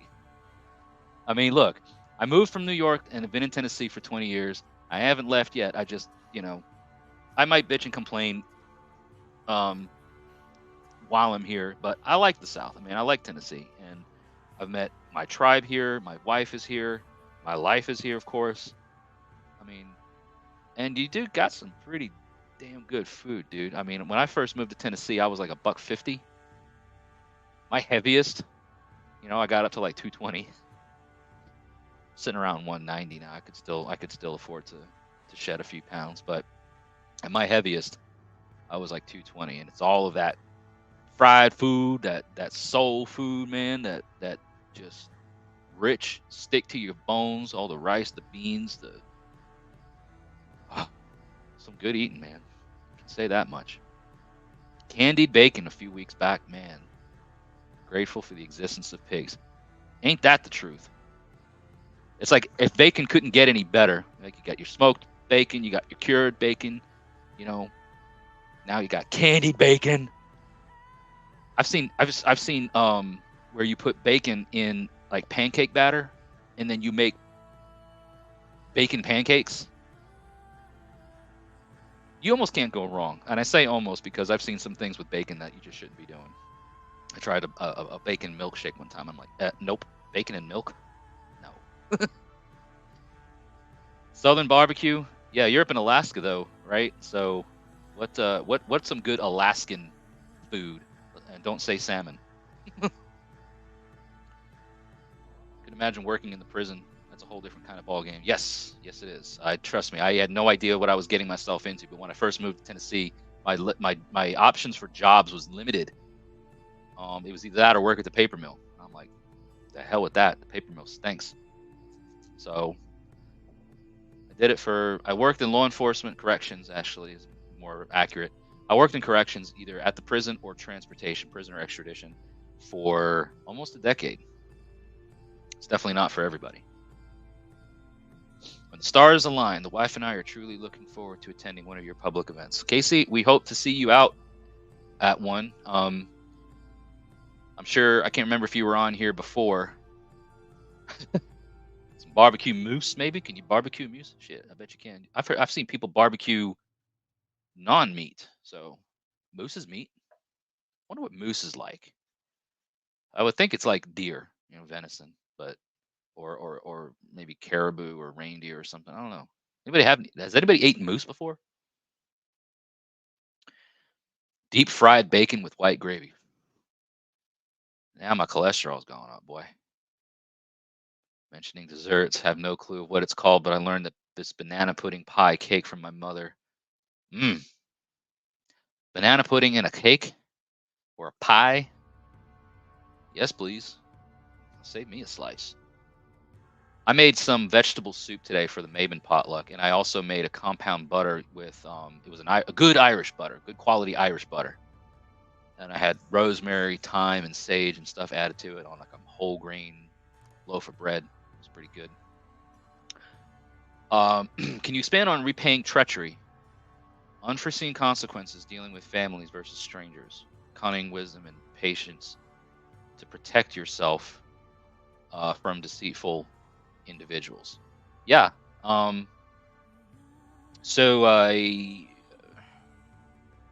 think, and when it comes to like that, repay leasing for leasing, repay treachery with treachery.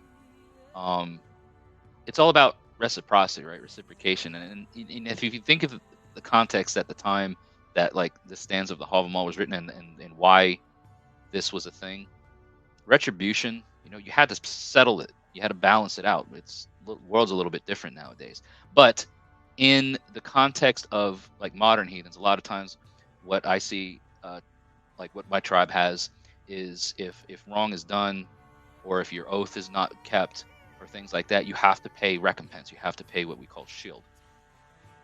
You have to set the balance back in order because you've tipped it too much. We were here, we were good, and then you did whatever you did, and now you tip the scales. And depending on how badly the scales are tipped, is going to determine the consequences that should be met with. Whether it's just pay the ransom, pay the shield, pay the weir guild. Sometimes you'll hear that term used. Or have you done something so egregious that now you are neathing and you are outlaw? I've had to face that a number of times with family and as well.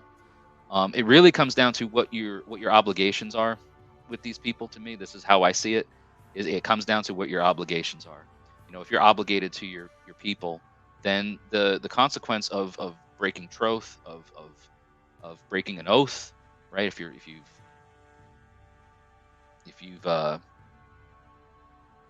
done something like that, or if you've done something so damaging to the luck of the tribe, right? It needs to be determined. How do we set this right?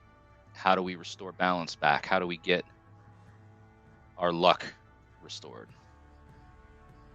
So it's going to vary. It's going to, I think, be dependent on what the level of obligation we're talking about here, right? I'm not obligated to strangers, right? So if somebody talks shit or smack to me and like, well, whatever, no big deal.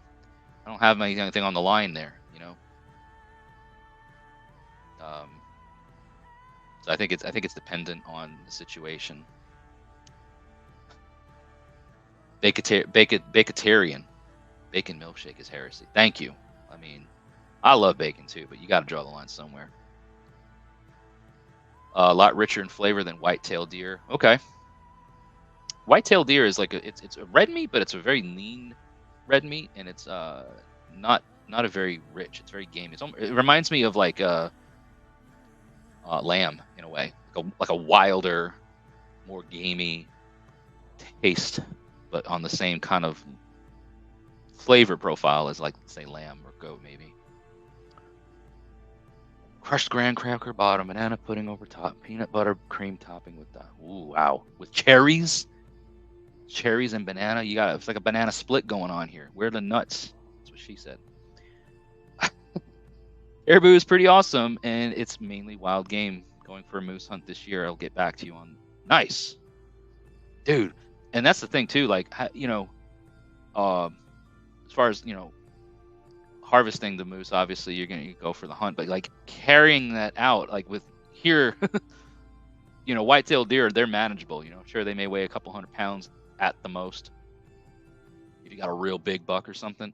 But you can muscle through that. These moose, man, they're like what, like half a ton or more. Like some of them I've seen, you know, stand as tall as like you could drive a car underneath their legs. Some of these bulls are that tall. I'm like, how do you?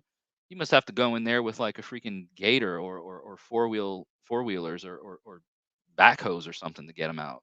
That's wild. What's up, Jackson?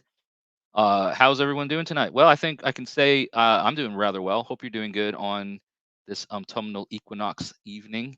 If you didn't know, we were talking earlier about, you know, Mabon and the autumn equinox and how this isn't house bloat. And if you see it online and people are referring to today or now as house bloat, they're about a month early. Bison meat is delicious. Yes, I concur. I love bison. I also love what do I have? What did I have last year? I had goat liver, and I had, what the hell was that? Was it reindeer? What did I have on Fire on the Mountain? I'm blanking right now. Like I was literally talking about this last night with some of the guys about Fire on the Mountain last year. I do love some venison too. I think it was reindeer.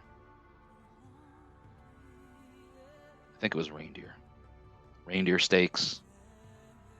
Also boar. Wild boar is great. Hopping off, Aaron. All right, cool. Well, great to see you. Get your fire going. Enjoy the evening. Get outside. Absorb that energy. Chainsaw and helicopter. Yeah. Cut that sucker up and haul it out in the air. Having to separate from a group to do bad blood hurts more than most realize, especially if you have been with them at one point. Consider them family. You know what was one of the hardest things for me to do? It was to sever ties with someone who I once called brother. Because if you guys know me or have watched my content or have listened to what I talk about for any length of time, hopefully you've caught along the way that I do not toss around the kinship titles with people lightly. Welcome back, Kodiak. So if I call someone brother and accept the term that they call that me, right, or call me brother, or if I call brother, sister, any sort of kinship title, it's because we've done things with each other to establish a worth with one another, and it takes time to do that. It takes a while. It doesn't happen overnight. It doesn't happen right away. So to arrive at a place with a person who you once shared kinship titles with to sever that tie and to be like, you're not my brother anymore. That hurt so bad. And, but I mean, it happens. It can happen. Moose weigh on an average 1,400 pounds. In short, you take them back piece by piece and have a side place in case the wolves come. Side piece, sorry, in case the wolves come. Which I'm sure they do, man. I'm sure that smell of blood reels them in real quick. So I'm sure you gotta contend with getting the moose out safely, and then you've also got to contend with the wolves who want to steal your trophy, your kill. Donner Blitzen. It was Cupid, man. It was very, very juicy. I think it was reindeer. I'm so, let's see. So it was goat liver. Elk. That's what it was. I'm hopefully going to be trying reindeer this year. Elk was what I had last year. I guess what I was thinking reindeer is because elk kind of have that same look, but it was definitely elk. So I ate elk last year at Fire on the Mountain. Wild boar meat pies made with ground wild boar meat, goat liver, and elk steaks. Are me and the Northwoods Kindred still in talks about doing an interview? Michael, I haven't reached back out to Bodvar or them, but we haven't not talked about it. So it's just been a matter of scheduling and getting it planned. Thanks for the reminder, because I do want to get them on the podcast. So we'll revisit that for sure. Casey, thank you for tuning in. Many blessings to you as well. Thanks for hopping on and contributing to the show. Tried deer once, very lean meat. Hoping to try it again. Yeah, Kodiak. White-tailed deer are pretty venison. I mean, it's prolific here, at least in the United States. This part of the United States, the southeastern United States. Of course, you go out west, you have like mule deer and other types of deer. Depending on where you get it, depending on where it's from, like if you hunt it and kill it yourself and harvest it yourself, or if you get it from like a restaurant or something, usually those are, of course, what do you call it? Farm raised. So it's going to be probably better tasting because they're not eating like acorns and stuff. They're fed well. But I remember when I was living back in New York, I used to hunt, and depending on how good the summer and the fall and all that was, like what the deer were eating, really determined how good their meat was. There were some years where, they didn't eat that good, and so their meat wasn't as tasty. Being from Louisiana, one unique thing to eat is alligator. I love gator. I love gator, dude. Gator tail. I was in Gulf Shores, Alabama earlier this year, and over Memorial Day, the Memorial Day week. And that wasn't the first time that I've had gator, but any chance I get, I love gator. How does it taste? It tastes like chicken. No. It's a white meat. It's chewy. Even the tenderest bit of gator tail that I've had still has a kind of leathery, rubbery kind of texture to it. Live off of deer up in Wisconsin, Jade. Awesome. It's good, man. Like, it's good meat. Yeah, chicken. It's like chicken but gamey, And again, it's a white meat, so it's like kind of rubbery, as it say, and that may turn some people off. But it has a bit more of a texture, like a really tough piece of chicken, almost like a grizzly piece of chicken, but not quite grizzly. So, but as far as taste goes, it's a mild taste, mild like chicken. It doesn't quite taste like chicken, but it if you ever had like frog legs or any of the sort of like aquatic critter, there's a certain taste to him. But it's mild. It's a very mild. It's a white meat. It's a mild white meat, kind of like a cross between pork and chicken. Best way I can describe it. Icy says that if the deer are getting into the cornfields, it tastes a lot better. You're daggum right. I knew people who used to, well, we had, cattle. I worked on a farm in my younger years, and of course, out there in the fields where the cattle lived, you would put their grain and stuff like that. And sometimes they didn't need it all, or there were pieces that would fall on the ground, and the deer would come and And then I knew other people that would, technically supposed to feed the deer, but they would get corn and feed the deer, and then harvest them later on in the year, right? So during the summer or fall, the deer would eat really good. And if they're native to places that have corn fields, they're going to be eating all the husks and everything that the corn provides. So corn is a fattener. It makes their meat really sweet. I know, it makes venison with pureed onions and hamburger meat. Yeah, buddy. Oh, so good. But we used to, when we would raise our beef cattle, when you put them into the barn for slaughter, like when you go to fatten them up, you don't just yank them out of the field and slaughter them. You take them out of their field, and then you change their diet to be much more corn. Stop bringing up deer. Okay. Yeah, so when we bring the steers into the barn and stuff to slaughter them, you would feed them a very high corn diet for like 6 to 8 weeks. And I remember years where we would, when it come time to harvest them and process them, you would be cutting through their hide and getting through, and they're fat, because they would gain like an amazing amount of weight because they weren't hardly moving. They were in these stalls. They were barely moving. They weren't getting exercise, and they were eating corn. So they were fattening up big time, and their fat was like a deep yellow. It looked like the color of corn. It was wild. Yes, reindeer and caribou are the same, just one's domesticated. Yes, correct. Speaking of unorthodox meat, in Norway, there's a food called schmalhov. Yeah. Boiled sheep's head. Smaith is another name for it. I think it's maybe Swedish, but it's the same thing, or it's fermented. I don't know if it's meant to be eaten. But man, there's all kinds of good stuff to eat, man. Like I don't know if anybody here from the South still knows what souse is. Souse, pronounced souse. Yes, goat, sheep, and lamb are all delicious. I love it all.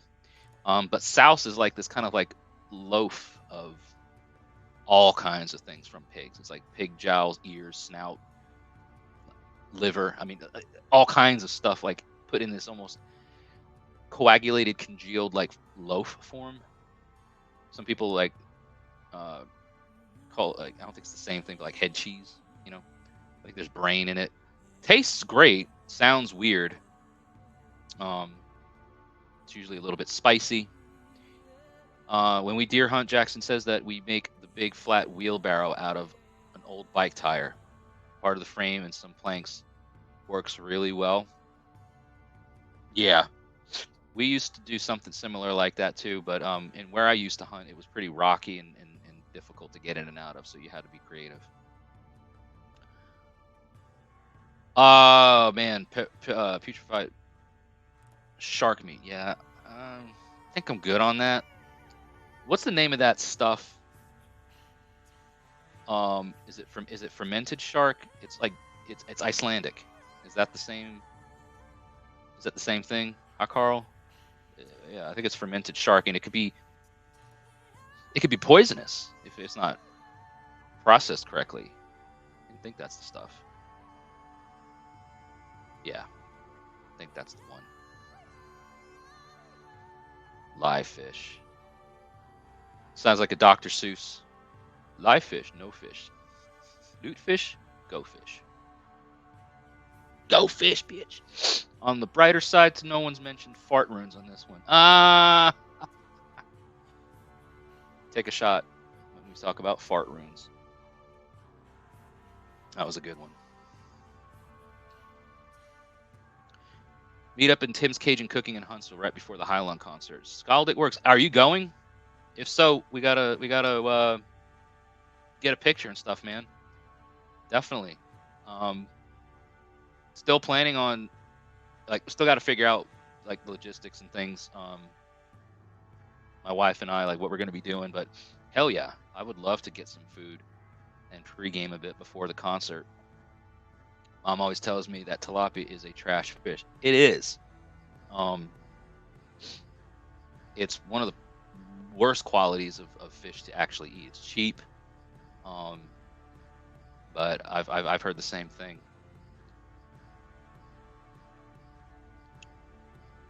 Nice, cool. All right, well, we will see you there, and anyone else for that matter that's going to Hylung.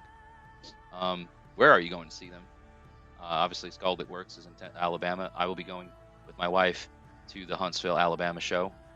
So if you're going, definitely be sure to message me, DM me, whatever. Make sure we link up. We'd love to get a picture with you when you're there. How did you start making solid contacts with modern heathens? Is traditional practice more prevalent overseas due to culture, or are American heathens becoming just as knowledgeable? Good questions. So, how did I start making solid contacts with modern heathens? I put myself out there. I knew. So, I'm trying to remember. When I first kind of came into heathenry, it was about 2015, right? Yeah, and there was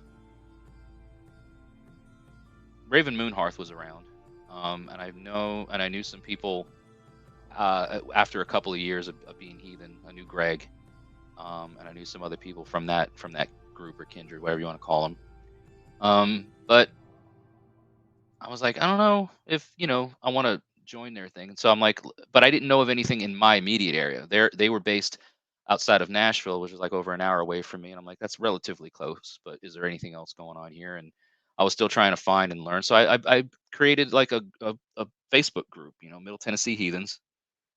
I think I had Midgard Musings going at the time, um, and realized like I need to put myself out here. I need to talk to people. I need to, like, hey, like, can we meet up somewhere? Or if you're a heathen, can we talk? Right. So just use social media. That's how I did it. Um, and yeah, you're gonna meet people that are wacky. You're gonna meet people that aren't really serious about it. But that's part of the process. Is you weed it out. Traditional practices becoming more prevalent over here in America. I think so. I mean, again, I can't. Like, I'm not the spokesperson for heathenry in the United States, but for the audience that I've been exposed to, some of the other groups like the Northwoods Kindred, um, Raven Moon Hearth, right, some others in our area, in our immediate vicinities.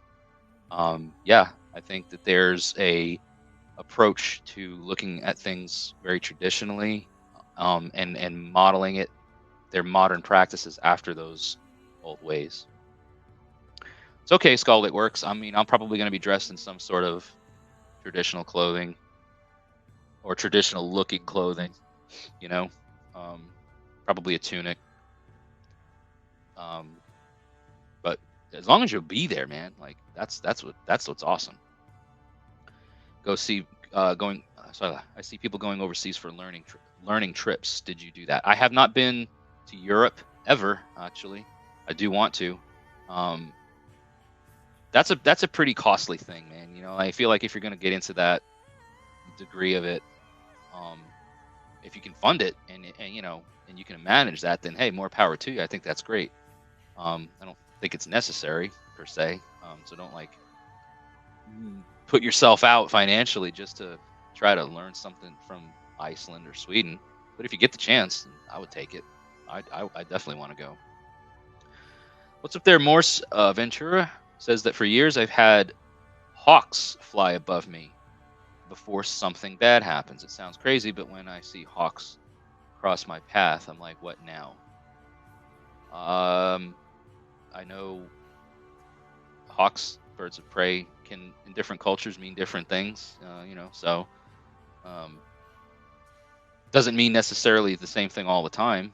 But if they are omens for you, and if they've kind of had a track record of things happening when you see them, then maybe there's some attention that you need to put on certain things or certain aspects of what's going on. I don't know. Hard one. I live in a tiny church town. No one really believes heathenry is even a real practice anymore. Really? That shocks me.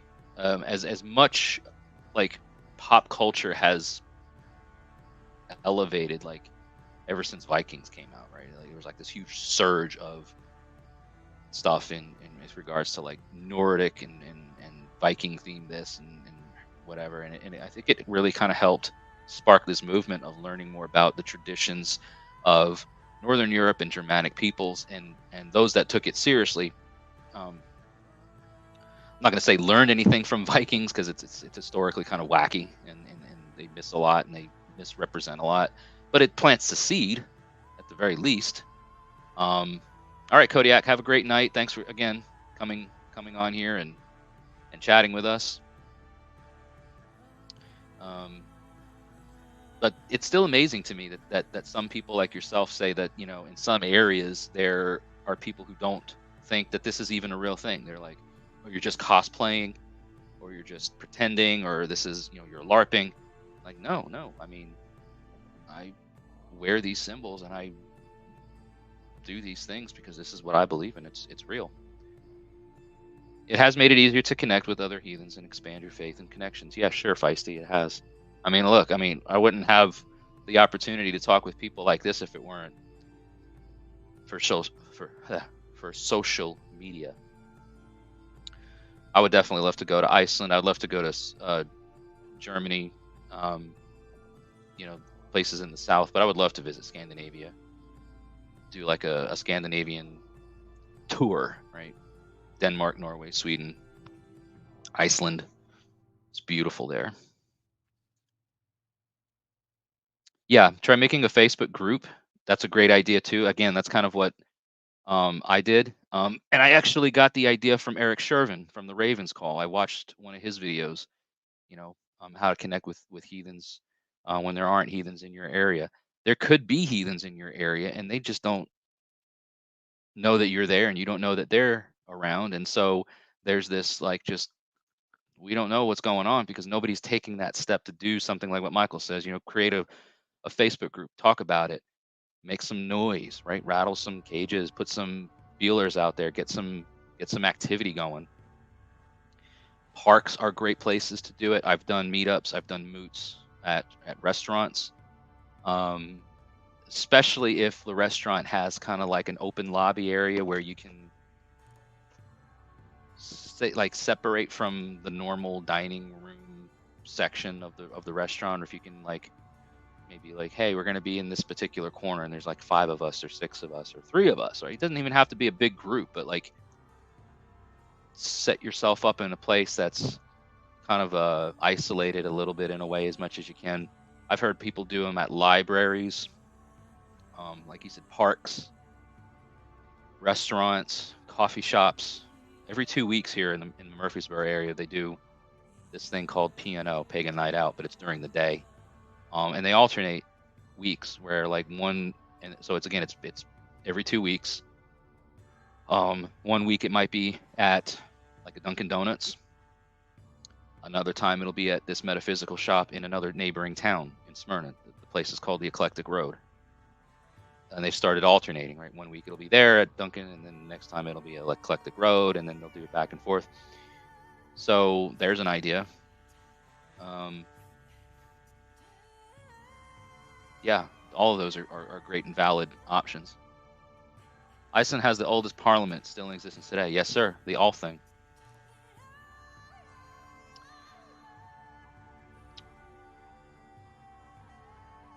Yep. Good night, Kodiak. Thanks for tuning in again. What was the single most impressionable moment you've had in your practice? Pretty new to the channel. Well, I appreciate all the questions, and thank you again. I've seen your name pop up in some comments before, and it's great to have the interaction. And that is a great question. Single most impressionable moment. Man, what left the most? What left the biggest impression? Um, there's been several, I mean,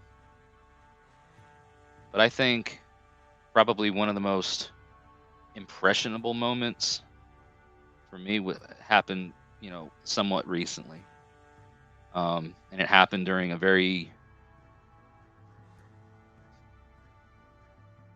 transitional time of year, right around this time of year. Actually, it happened at Shadow Moon. I'll say this time of year. It was a month away from less than a month away from now. So last Shadow Moot.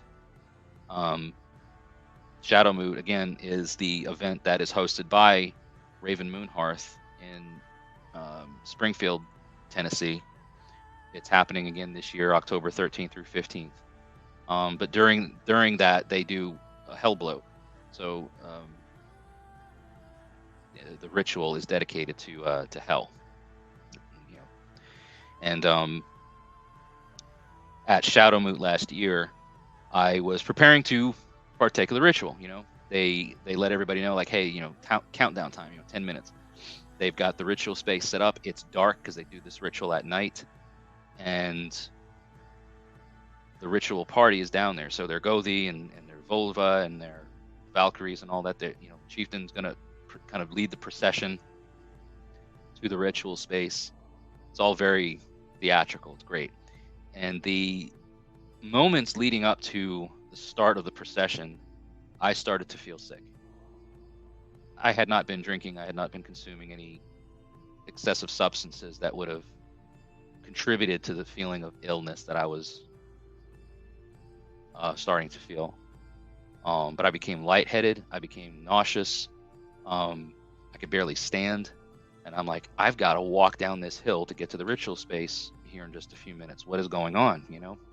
I started to become very, like, clammy, like I was getting like chills and stuff. And I started to become really emotionally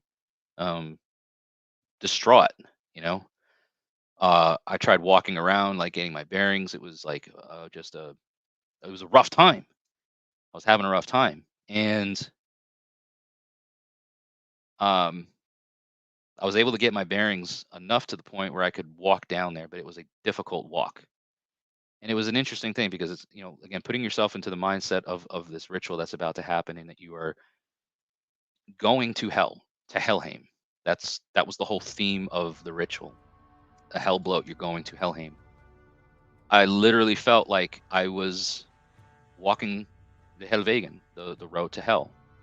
I felt like I was the dead. I was becoming dead. I was sick. I was feeling like death in order to reach this space. When I get done with the ritual, when the ritual concludes, when we come back up to the communal fire, there was a big fire that was going, and drum circles and all that.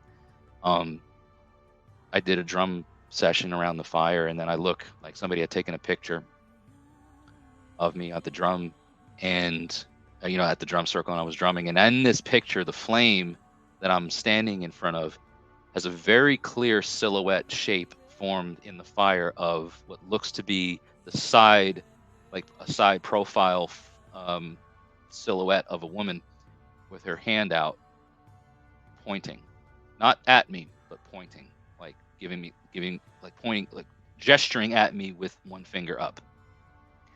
And you can see in this picture, I'm standing there looking at her. And that was the most impressionable, one of the most impressionable moments of my practice, because that to me was like an acknowledgement that this is your first time. You did it. You made it. You walked the road to hell, something that is usually reserved only for the dead. The living don't walk the road to hell and ever come back, but you made it. This is your one time that you did it. It's not your last time, but it's your first time. that was a thing for me, right? That was a very impressionable moment of my practice that stands out to me. Asked about my Mjolnir. Jackson says that that you tell them. Can't talk with a lot of people because you're always in your shop, and they're always surprised about the Mjolnir.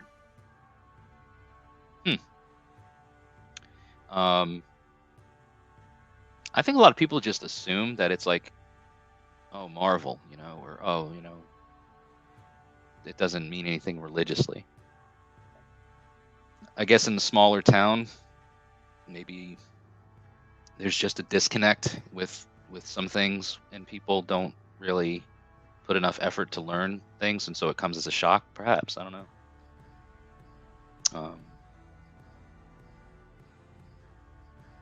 Putting up flyers, you know, and there's other platforms too, guys. I mean, I know I don't use it particularly, but I've known a lot of people that have good luck with Discord servers. So, you know, if or other you know, other platforms. So if Facebook's not your thing, Discord, Reddit, I mean, sure, there may be toxicity and stuff, but that's everywhere on the internet. You can't avoid that. You can leverage it almost anywhere. You don't do Facebook, would most likely get banned immediately. Yeah, I get it. I totally get it. 24-year-old says she's Wiccan. Is that the same? So Wiccan is not the same as Norse heathen. That is something totally different. Michael Thacker's group consists of 2 friends who participate in Sumble. Sumble is one of my most favorite rituals. I love Sumble. I love getting to host a Sumble. I love getting to participate in Sumble. I love the whole Sumble ritual. But yes, Wiccan is not Germanic heathenry. It is a form of paganism, but it is not Germanic heathenry.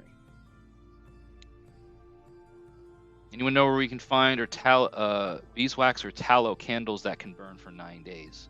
Ooh. I've not been in the market for that, Scald. It works. Hey, there's my lovely wife, Vanessa Christina. She's in the beach area of the country right now, enjoying some much deserved R&R, hopefully. So thanks for hopping on the live stream, baby. Love you.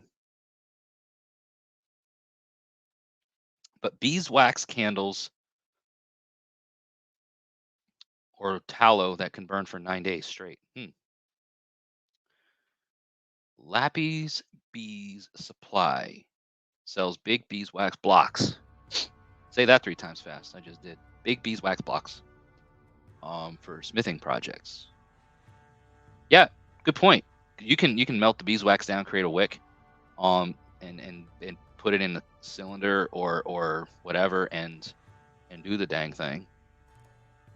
Winter Nights is my favorite time. Kindred Family Food Games. I love Winter Nights. Our Winter Nights is coming up here soon.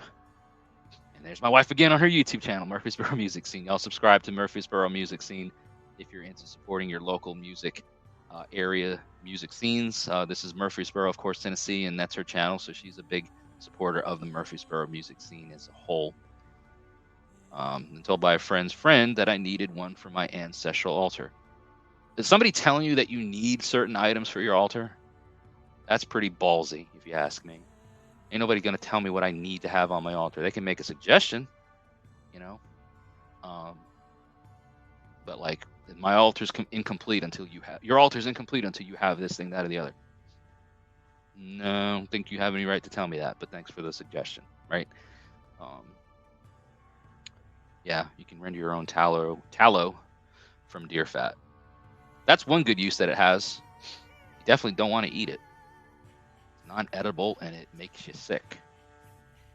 But it does serve a purpose for things such as that, what we're talking about. I can get rid of that banner. I don't need that banner. Shadow Moot banner. Yeah, you guys are in, think about it. Shadow Moot's coming up. It is a week before Winter Nights takes place, so the traditional Winter Nights traditional heathen winter nights celebration. Sorry, I had to sneeze.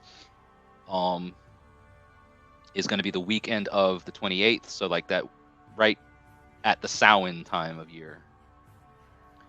It's funny how like we talked about, somebody mentioned earlier, Wiccan.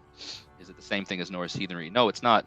There are correlations, commonalities, things that you'll see. So interestingly enough, right, Samhain, around Halloween, that Samhain time of year, quite often lines up with the same Norse equivalent celebration, or at least something close. Winter Nights doesn't necessarily mean the same thing as Samhain, but there are Norse Winter Nights, Germanic Winter Nights, I should say, happen at a specific time of the year, on a specific moon of the month, I should say. It's not like it happens on the same day of the month every year. It varies because of the lunar solar cycle. But can you give me guidance on how to honor Mani? I cannot really give you guidance on how to honor Mani, and here's the reason why. Mani is the representation of the moon. So there's nothing that we really can say that for a fact this was a a deity ever venerated or worshipped by Germanic people. So from a historical perspective, there's nothing that you can really say of how Mani was or ever was, if ever was, honored. But it's the moon, right? It's the representation of the moon. Sit under the moon, absorb the lunar energy. I love, just soaking in the light of a moon, whether it's a half moon, a full moon. That's kind of hearth cult stuff. Like, that's individual cultic practice. I think if you want to incorporate the veneration of a figure like Mani, or even Sol, right, the representation of the sun,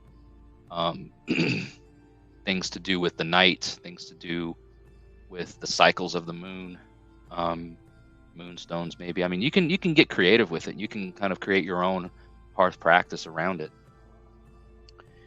My research has indicated not to place altars of opposing beliefs or beings near each other, like Artemis and Aphrodite, for instance. I could see that. I can definitely see that. Process of settling it and dedicating it, she says that that's what they were requesting. Okay.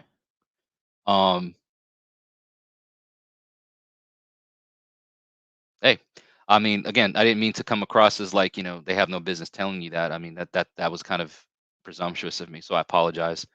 So again, depending on who they are in relation to you and this and that, right? Like, that's a valid thing. So,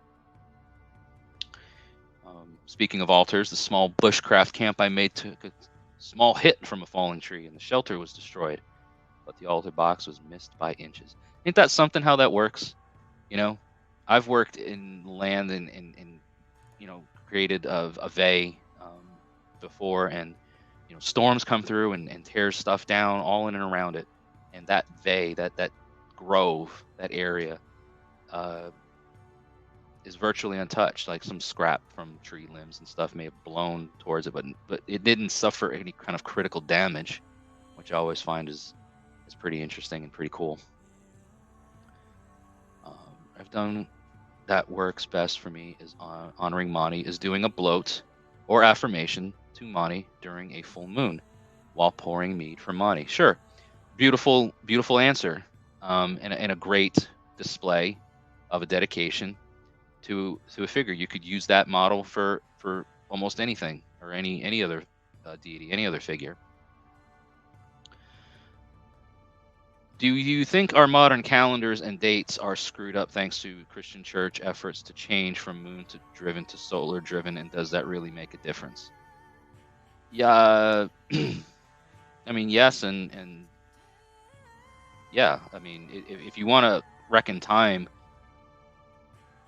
based off of the lunar solar cycles, then using the Gregorian calendar is the worst calendar that you could use for it. That's why every year when we plan our holy tides, like when my tribe plans our holy tides, we have to look ahead and be like, all right, well, when's the full moon going to be on this thing, that, or the other? Like, for instance, this year at Yule, it was, in January, and I have to look ahead for 2024 to see when the Yule Maneuver, the Yule moon, the Yule month, when the full moon is. It might be February. Just depends. It might be early January, might be end of January. Sometimes it's even February. I have to look again to see when that is, but it can be challenging at times, especially when you want to stay as authentic and as true to those old ways as possible. Because not all full moons land on weekends, and as you know, a lot of folks have day jobs that require them to work during the week. So if a full moon lands on a Wednesday, and you got to be at work that night or that morning or something, and it's gonna conflict with your obligations, yeah, sure, you could take the day off, and but weekends tend to work better. So a lot of times we're shifting, and we're going, all right, well, even though the day of that thing is a Wednesday, right, we're gonna have our celebration for it on Saturday or whatever, just to make it easy for people to not have to request off for work or lose money for not working a day at their job or stuff like that. So yeah, I think it can be challenging. I think it does make a difference at times. Talks to my ancestors. Oh, awesome. That's great that you have like a means of that sort of connection. You don't want to wake up too ticked off goddesses. Yeah, I don't like to personally, like in my practices, and I'm not a cross pantheon practitioner. I don't involve other deities, other pantheons in my practices. I'm a hard polytheist when it comes to who I focus on. Like I'm Germanic, and that's where my Norse Germanic. Like I don't, not in a Saxon heathen per se. Get a lunar calendar every year from Susan Wee for White Women Herbalist. Nice. Yeah, so again, I don't have that problem. I don't run into the challenge of someone who might want to venerate Odin and they don't, but also they have, an affinity towards Greek gods, or something, so they want to have something for Zeus, and they don't want to, or they're asking, the conflict that could be there. I don't have that problem. I don't run into that challenge or that issue with things, so it doesn't impact me, but I can see where you would want to consider that. Our tribal custom is to not mix pantheons in our tribal affairs. If you want to have an altar or shrine or something to an Egyptian god in your house, and then you also do your Norse Germanic stuff in the privacy of your home, then that's fine, because the sanctity and the sovereignty of your hearth is protected. We don't infringe on members of our tribes hearth cults. That's their practice, that's their private stuff, that's their individual cultic beliefs, and they can do as they see fit. But when it comes to our tribal affairs, when we gather as a tribe and we do our things together, we are very strict with it, in the sense that we don't mix pantheons, we don't bring other gods, we don't invite other gods, we don't invoke other deities. We keep it strictly to the Norse Germanic model of heathenry that we follow. What do you think of the claims of the defense of the Richard Allen case? Oh, I was wondering if this was going to come up. So I actually did a brief emergency press conference video on this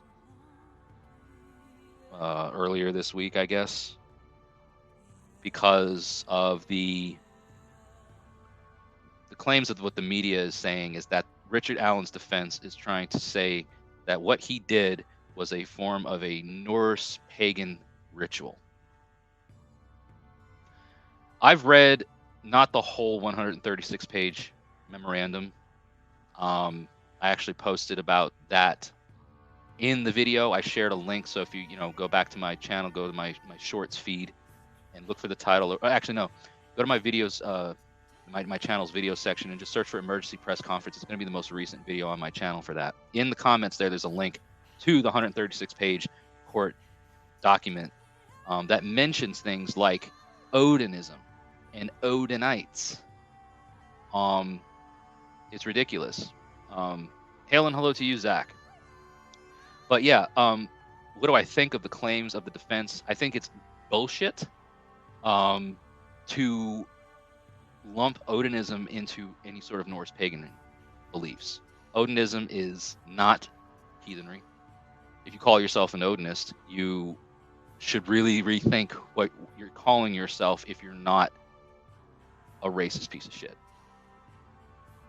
And I'll say that to anybody in person, right? If you're here and you're like, no, I am an Odinist, but I'm not racist, then don't call yourself Odinist. Odinism is not heathenry. It's not paganism. It doesn't represent Germanic heathenry. It doesn't represent Norse paganism. It's its own separate thing. And what that thing is despicable. It's vile. It's disgusting. It has no business being incorporated or included in the same sentence as Norse paganism. Nothing that asshole did is anything that true Norse pagans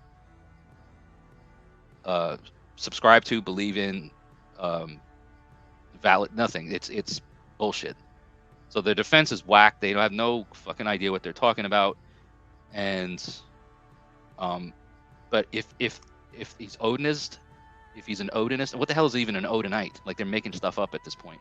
But he's definitely not Norse pagan. And to say that he's an Odinist and that what he did is a Norse pagan ritual, right? The symbols, the things that were seen at the crime scenes, the runes, etc., what was done, it's a unfortunate example again of misappropriation of these symbols by people who are not actual Norse pagans. Okay, so back to Skaldic Works' candle thing. Wasn't clear on if that was 9 consecutive days or if there have to be breaks and burning each time. However, I like the interval of 9 because it makes sense in my belief system. Yeah, 9 is a sacred number. 9 realms. Odin hung himself on Yggdrasil for 9 days, 9 nights. Michael Thacker. So I bring this up again. UPG-wise, do you feel as though Odin and the Wild Hunt ride through more often in the fall and winter? And do you think loading to Odin more frequently would see better favor when they ride through? I think I've experienced the Wild Hunt more so in the winter nights area, right? That time of the year. So I think as far as the UPG thing goes, I think that if you have a concern of not wanting to be caught up in the Wild Hunt and you want to remain safe and stuff, then I think giving bloat to Odin and his Einherjar, the riders, the dead and whatnot that are part of the Wild Hunt, it's probably a good idea. Yeah, I would say so. Just again with the UPG disclaimer there. Should modern heathens start fighting legally for our religious rights, like days from work or even burial rituals and practices, and even more sensitive issues like self-exit with dignity and respect? So I don't know. It's interesting, because what is nationally or internationally recognized as a holiday, right? Sure, there's probably religious reasons why that is, right? Even if you're not Muslim, Christmas is always going to be a global holiday. Like, even if you don't observe Christmas, that day of the week, whatever it lands on Christmas, is always going to be, everything shuts down. People don't go to work. Or, if people go to work, it's because they have to, right? Like, but the fact is that it's on the calendar. It's a holiday. It's a religious exemption kind of deal. You get work off. But the Jews have too, and so do Muslims. But they're not on calendars. I've had no issues from my employment since I've been heathen, since I've been pagan. If I say I need a Tuesday off of the week because I have a religious thing coming up, first, first I never have to be that transparent, but if I did, I've never run into any issues with it. So in terms of pursuing like legal action for having these religious rights or privileges, it's never been an issue for me.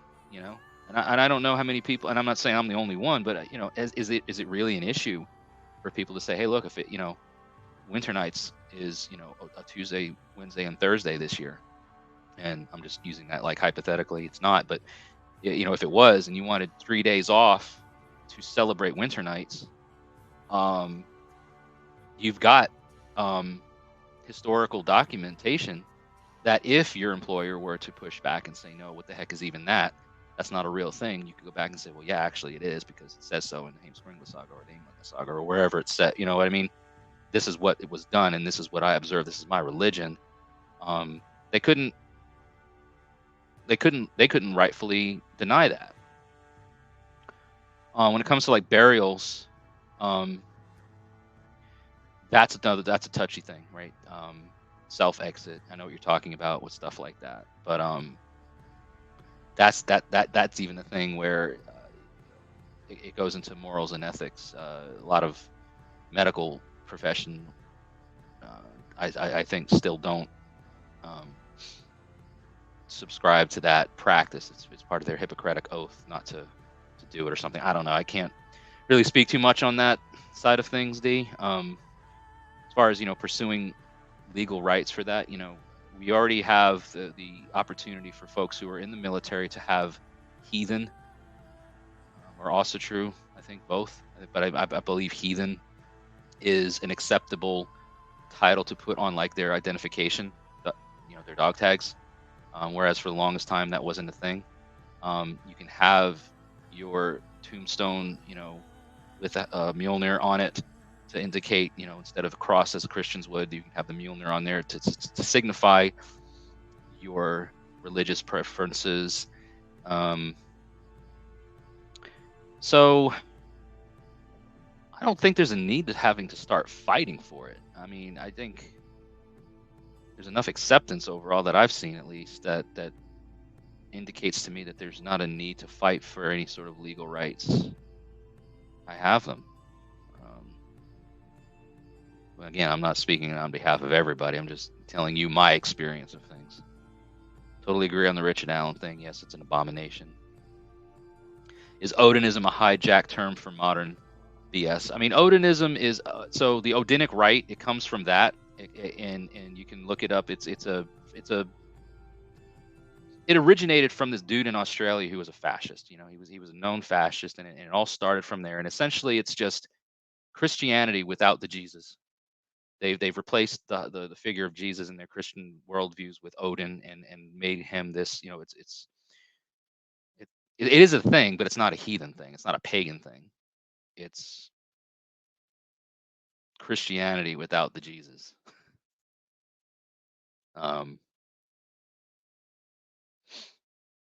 Yeah, a lot of things get hijacked, and unfortunately, Germanic symbolism, a lot of pagan symbols have been misappropriated and hijacked by radicalists, bigots, racists, fascists, all kinds of stuff. Symbols get misappropriated. They get hijacked, and then that's the thing that everybody associates them with, right? Case in point, the swastika. Wasn't until 1940s Germany that the swastika became a problem. Yeah, exactly, right? That's what PTO is for. I mean, that's what I use it if I need to. That's what I'm doing in November when I go to Fire on the Mountain. I've got PTO that I'm using for that. It's not a traditional Norse holiday, but I don't have to tell them that. I'm just taking time off because that's what I get paid for. I earn those hours to take off. And I know not everywhere does, not every job does that, and it's different everywhere you go, right? This is not an overarching thing. But yeah, I mean, if you've got it, then use it. And damn it, you don't have to explain why. I've been told I need to cut my hair for a job until I explain that it is a cue and it is religious, not a rat tail. Yeah, I know what you're talking about, that hairstyle. And in some religions and in some paths, in some ways, right? Personal hygiene, personal grooming, I should say, not hygiene necessarily, but personal grooming uh, styles are part of their, religious identity. And to say you have to remove it or cut it off would be religious discrimination. Odinism and Odinists are folkish and are using Germanic heritage and practices as a cover for white supremacy. It is disturbing, and one should be wary of it. There are even folkish, also true people. Yeah, I mean, I've spoken out against folkish heathenry before, and I pretty much stand by that. I'm a tribalist. I believe that anyone and everyone can be given the chance to worth themselves into your tribe. It is not an exclusionary thing to keep people out of your. It's not a bad thing, I should say, to exclude people and to keep people out of your tribe for the right reasons. If they are not contributing to the luck, if they are damaging the luck, if they are not proving worth, then they should not be given, but give them the chance, right? But if they're proving that they're not worth the having a part of the tribe, it doesn't matter. Race isn't a part of it. Skin color, none of that is a factor. The thing I don't really care for about the folkish heathens and folkishness in general is that you should only venerate, you should only worship, you should only do these things that are in line with your ancestral heritage. Don't agree with that, and I have a reason why, and it's because what about people who don't know what their ancestral heritage is? What about people who have no record of their biological family, who don't know much about their biological family to know where they're from, where their DNA comes from, and they've instead been adopted or fostered by a family who have a rich and vibrant heritage and background that they could tap into? Well, that person who's been adopted or fostered by those people who have that rich heritage accessible to them, that doesn't mean that they're automatically a part of that heritage, but they've been grafted into that family. So those traditions, those ways, that heritage is now part of this person's heritage. So what does that even mean? You should only worship the gods of your ancestry. What if I don't know what my ancestry is? What if they don't know what their ancestry is? And that's why I don't buy folkish beliefs, not just in Germanic religions, but we see there's folkishness in other religions too. Studying the Armanen runes and Armanism can definitely seem problematic to many simply because of the historical associations. Thoughts? Yes. My thoughts are yes, I agree with that. If you're studying them to the degree that you want to adopt the principles and the beliefs of the person or the people that this kind of came out, not came out of, but that resulted, so the Guido von List, right? The things that came out of his ideologies and where it kind of gravitated to and where what it became, or what it became a part of, is more than just problematic. It's I wouldn't want any association with it.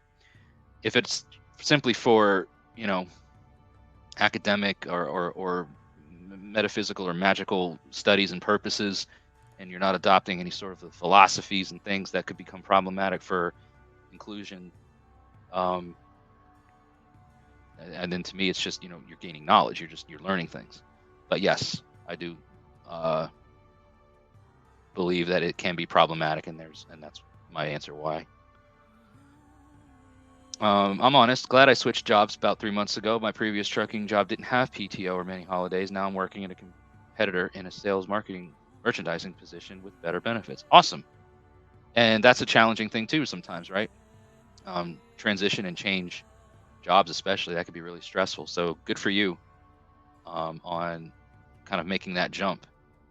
And That, and they wanted the beard gone. Yeah, that's a no go for a lot of people too. I get it. Shave the beard. Look you, buddy. I'm out. Don't cut the beard. Like Gimli in was it the Lord of the Rings, the Two Towers? Aragorn reaches out to keep him from falling off of the wall, and he grabs him by the beard, and Gimli's over there. Not the beard. Poor guy, man. He loved that beard. I would too, boy, if I had a beard like Gimli. What made everyone interested in Norse heathenism? You're going to get, however many people are watching or willing to comment on that, you're going to get probably different answers. I actually did a podcast about this last week, Thursday. If you go on my channel and watch the most recent podcast, it's titled "Why Are We Pagans?" It's myself and a good friend of mine, Patrick Walsh. We talk about this very topic, what made us interested in being pagan. So a lot of the reasons why I became pagan was because, again, I didn't feel that I was being controlled by fear, that there was fear tactics involved in this. I felt a bit more free to think on my own and to come up with my own conclusions. The worldviews tend to align more with how I just see things functioning properly in a society, in our modern world. But yeah, if you want to learn more about what made me interested in North heathenry in my practice, and please check out the video, and you'll also hear Patrick talk about what made him want to be pagan. Do like I didn't have half of it ripped off by a drill bit. That seems excessive. I remember you telling me about that, Blake, and that's traumatic just thinking about it. Feisty says the gods themselves, the relationship I have with them is like nothing else I've experienced. And I've heard people echo something very similar. Is that what pagan beliefs, what Norse heathenry, or Germanic paganism as a whole has taught them, or has helped them learn, is this the relationships that we foster between not just the gods, but the seen and the unseen, right? Our people, our folk, our communities, the spirits and the wights of the land. When I say wights, I mean land wights, house wights, WIGHTS. It means spirit, right? So your land spirits, your house spirits, these unseen forces that coexist with us, those relationships that we foster with the seen and the unseen really is rich, and it's unlike a lot of other things, and it's so inclusive, and it's like, I don't know, it's a living thing. It's a living way, and it's a living path. Backfiends, thank you. Biggest pain in the hindquarters is that some books are still in German, and I reckon that's an issue in any system. Rare, expensive, or untranslated works. Such a pain. Yeah, I mean, unless you're going to take the time to learn a whole new language, or tediously go through the process of translating it yourself, it's a lot of work for what kind of return.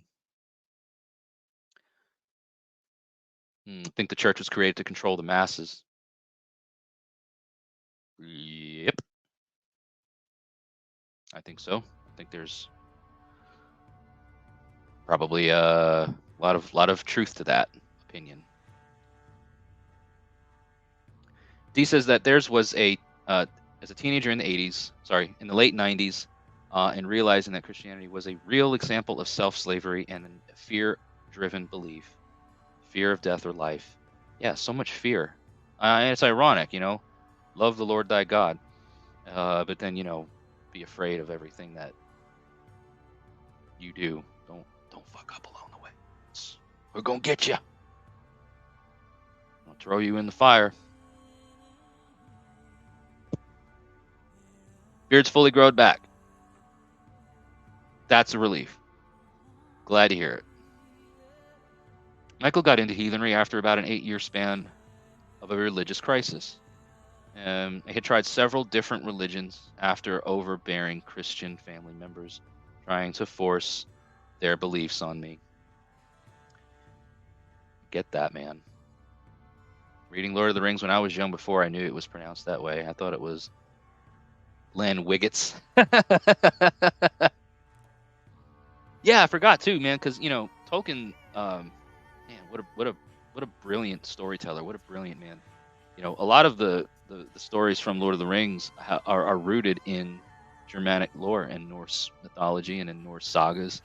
Even some of the languages and some of the words in the runic alphabet. If anybody's a fan here of Lord of the Rings, then I've shown this off before. I've got to finish it, but this is a box that I've made years ago that I've not finished. So if you're a fan of Lord of the Rings, the box says Baruch Kazad Aimenu, which means the dwarves are upon you, and it's a battle cry. It's a war cry.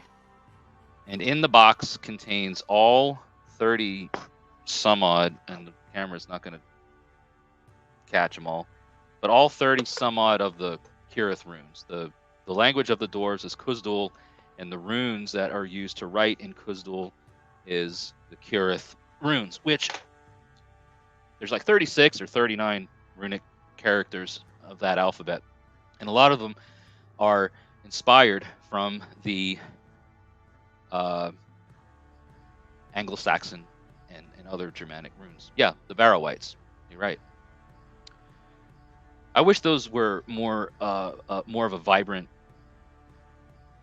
I wish they had more of a vibrant role, any role in the Peter Jackson versions of the movies. That would have been cool. That and Tomba Battle. Bomb Battle. Noticed anything when it comes? If I've noticed anything when it comes from people becoming pagan or heathen, is usually due to a traumatic experience, depression, death, etc. Pagan support is unparalleled compared to other paths, in my opinion. That's an interesting observation, and I'm sure that is the case. As far as why people go to heathenry or paganism as a response to some sort of trauma. When it comes to the support system, because again, community, family, everything is such an important and integral part of our overarching worldviews. Have your people, right? Have your people's back; they'll have yours. Yeah, absolutely. Heathenry was something Michael says that I've never heard of people practicing. I knew of the Norse gods, I just never thought of it as an actual religion and looked into it. It intrigued me slowly, drew me in as I studied along with the lore and sagas. Yeah, like pop culture kind of caught a lot of people's attention through Marvel, and then of course the TV series Vikings on the History Channel. And I think people saw how cool it all looked, and the names of the gods. Oh, that's cool. Odin, Thor. Wow, that's really neat. Oh, he has a hammer that when he throws it, it never misses its mark, and it always comes back to him. And he's the strongest of the gods. And Odin has one eye, and he is a magician and a shapeshifter. And wow, Loki is he's responsible for all of the magical items that the gods have. And what do you mean Freya has a chariot pulled by cats? And all these really wild things in the lore that describe the fantastical nature of the gods. And then you got pop culture that embellishes on things and changes it. And pop culture will do that. It catches people's attention. And then you got Vikings that came in, and next thing you know, everybody started shaving half their heads and claiming themselves to be descendants of Ragnar Lothbrok. And there's that. But it's a seed, like I mentioned before. When a seed gets planted, it can often lead to the discovery of what things actually were like, and actually learning the ways. It's not just a story. It's not just a symbol. It's not just. It doesn't just look cool. It's a living tradition. It's a living religion, and it's a way of life that people believe in clearly, to the point that they will show it in their everyday life. It's not just let's go to church on Sunday and say our praises and sing our songs and then go back to being a degenerate for the rest of the week. We adopt these worldviews. We take on this path and we become that thing. We live it out every day of our lives. Maybe there are times of the year or days of the week or sometimes different things happen that are heighten our awareness, elevate our participation in doing certain things, but it's not like we turn it off, just because we went to church one day of the week and now we're good for a while, all good for a while now. Pop culture like Marvel and other generate interests. Yeah, it does generate interest. You're right. Said it before and I'll say it again. Cats drawing your chariot seems inefficient. I mean, they're magical cats though, man. I don't. There's not a whole lot of information in that section. Goats drawing Thor's chariots makes a little bit more sense. But even then, goats are not beasts of burden. Horses are. Cattle is. You know what I mean? Like goats are kind of small, relatively speaking. Mountain goats are beasts. Like they're badasses. They're strong as hell. Bighorn sheep, super strong, super agile. I don't think the gods mind any publicity is good publicity. So they say, Just don't think that the myths or the stories and the Marvel versions of things, that's Marvel. Marvel's apples and oranges here, right? But we knew that. Jackson says, my mother, personal beliefs on natural and universal forces lining up, matching studies, experiences, and a loud call, thunder, and psilocybin. Okay, I like that. Psilocybin. Morris Venture grew up in church. I was married to a pastor's son, quote unquote. Started liking this idea after I found out I'm 30% Norwegian, Swedish, and 16% Germanic. I've always found nature healing. It's beautiful. There really is healing in nature. We're part of nature. We come from nature, and when we reconnect with nature in the most literal sense, right? When we put our bare feet, our bare skin on earth and in nature, it really does reawaken in us just how truly connected to all of that that we are. Magical cat seems like they're even more full of themselves. Yeah, right? Like, you think the Egyptians had a complex, or the Egyptian cats had a complex. Wait till you see these, Scandinavian bastards over here, these Germanic suckers, right? It's like a competition. Imagine trying to get two cats to pull a chariot in the same direction that you want to go. This one's over here just like licking its ass, and the other one's over here like looking at you, giving you the death stare, like, excuse me, no, right? It would be a disaster. It seems like it would be a disaster. Jade says that I found a rune carved in the cliffs I used to climb up as a kid. I thought it was from settlers. Years later, I found out that it was from a man I became friends with. He had beautiful long hair and a big beard. Cool. There's actually there's runic inscriptions here in Tennessee, Russellville, Tennessee. There's a cave. We were talking about the Tolkien runes, and in that cave in Russellville, Tennessee, are a bunch of runic inscriptions that are written in the Kirith runes. Dee says that I don't think heathenry is an actual religion. It's more of a way of accepting life. Everything about it, good and bad, growth, connecting with creation and all kinds, nature, animal spirits, water, and earth. I'll use the term religion to describe the parts of it that involve the sacred. Spirituality is everything of what you're talking about. This is my opinion. This is why I use the term religion, right? Religion and spirituality are different. You can be spiritual without being religious, but if you're religious, you obviously are going to have aspects of your things that are spiritual.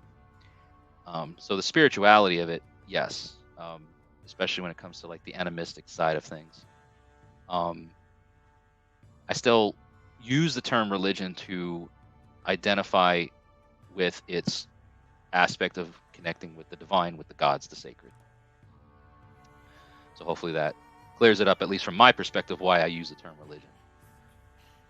Plus, it's also just easier to say, that, all of the things that you're saying, D, are absolutely valid in my point, or in my opinion. You have valid points. Try to explain that to the person who didn't even realize that this is a thing that people believe in. Those Norwegian forest cats are pretty big. Yes, they are. Look like they're like make Maine Coons look like pipsqueaks. Knows him how to herd cats. Yeah, I bet she does. Had to. Norse Enterprise. Do you have a reservation? Because the cats fell asleep. Let's just agree 85% of bearded fellows are great to know. That's a high percentage. Use religion for legal purposes? Yeah.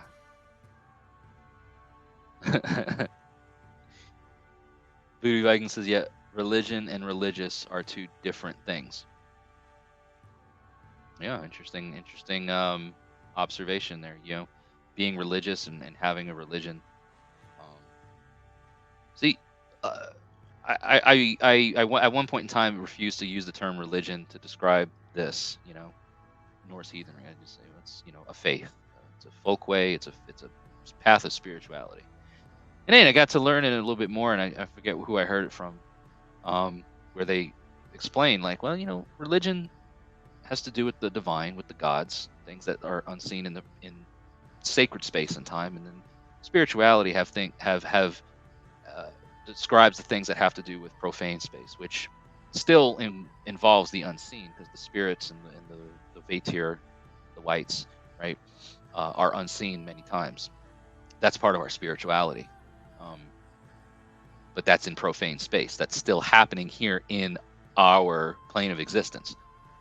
The gods exist in sacred space and time outside of that, and that's why there is ceremony. That's why there's bloat. It is to kind of have that moment where profane and sacred space and time connect for a time, for a moment. That's how we reach them. That's how they interact with us.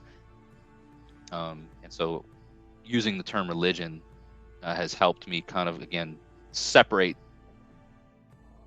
semantics. It's semantics at that point, but it helps separate the various parts of this that I can explain to people. Almost the way it has to be argued for in order to have some people, as far as for legal purposes, in order to have people get close to understanding what we believe. Yeah. Because again, there's places and there's times where you're nobody knew that this is what you were doing. Like, this is a thing. Like, oh, this is a religion. You actually believe this stuff. Who we were talking earlier about, that they're in a small town and they didn't even know that people practice this as a belief. Religion involves a lot of dogma, as the spirituality is more free flowing. I can see that. I can see that as a explanation for it. It's getting late, so I'm going to cut the live stream off here in just a minute. But a thing to leave you with is that, what if I were to say to you that there is dogma in heathenry? There are certain things that are dogmatic about heathenry. I'm not going to say what or where, but I'm going to maybe leave that for another live stream. Maybe we'll talk about that in a podcast or something. But I've come to, me personally at least, and stuff, discover and learn that there are certain things about heathenry that could be considered dogmatic. And that would be shocking to a lot of people, It was shocking to me to consider it. I'm like, whoa, whoa, whoa, what do you mean? What are you talking about? I thought this was a religious, I thought this was a way that you could just kind of um, anything goes, maybe not. Religion is a structure of what any belief is kept. Religious is the principles people keep of a belief. Very well put, Voodoo Viking. I like that. That is a great explanation for it. But so yeah, I'm gonna leave that with you guys. I'm gonna just leave that little earworm with you.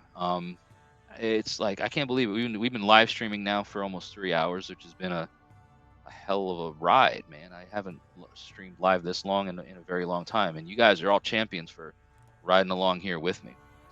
I definitely appreciate it. And thank you for coming here this tonight on the Autumnal Equinox and hanging out with me. So thank you, Dystopium. Thank you, Voodoo Viking, Michael Thacker, Jackson Dunn, Fact Fiend. Yeah, good topic to pick back up. All right, I'll try to remember that. Learned quite a bit here in the last few minutes. I appreciate that, man. I think we've all learned a lot. Jade, have a great night. Thank you, Morse Ventura Channel. Thank you, Fact Fiend. Thank you, Scald It Works. Thank you, everybody.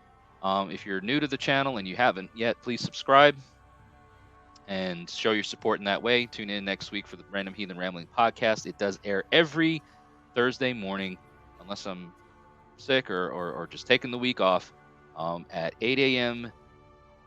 Central, 9 a.m. Eastern. You all have a wonderful night. Thank you all so much. Until we talk to each other again, may the gods continue to notice you, and may your ancestors smile upon you.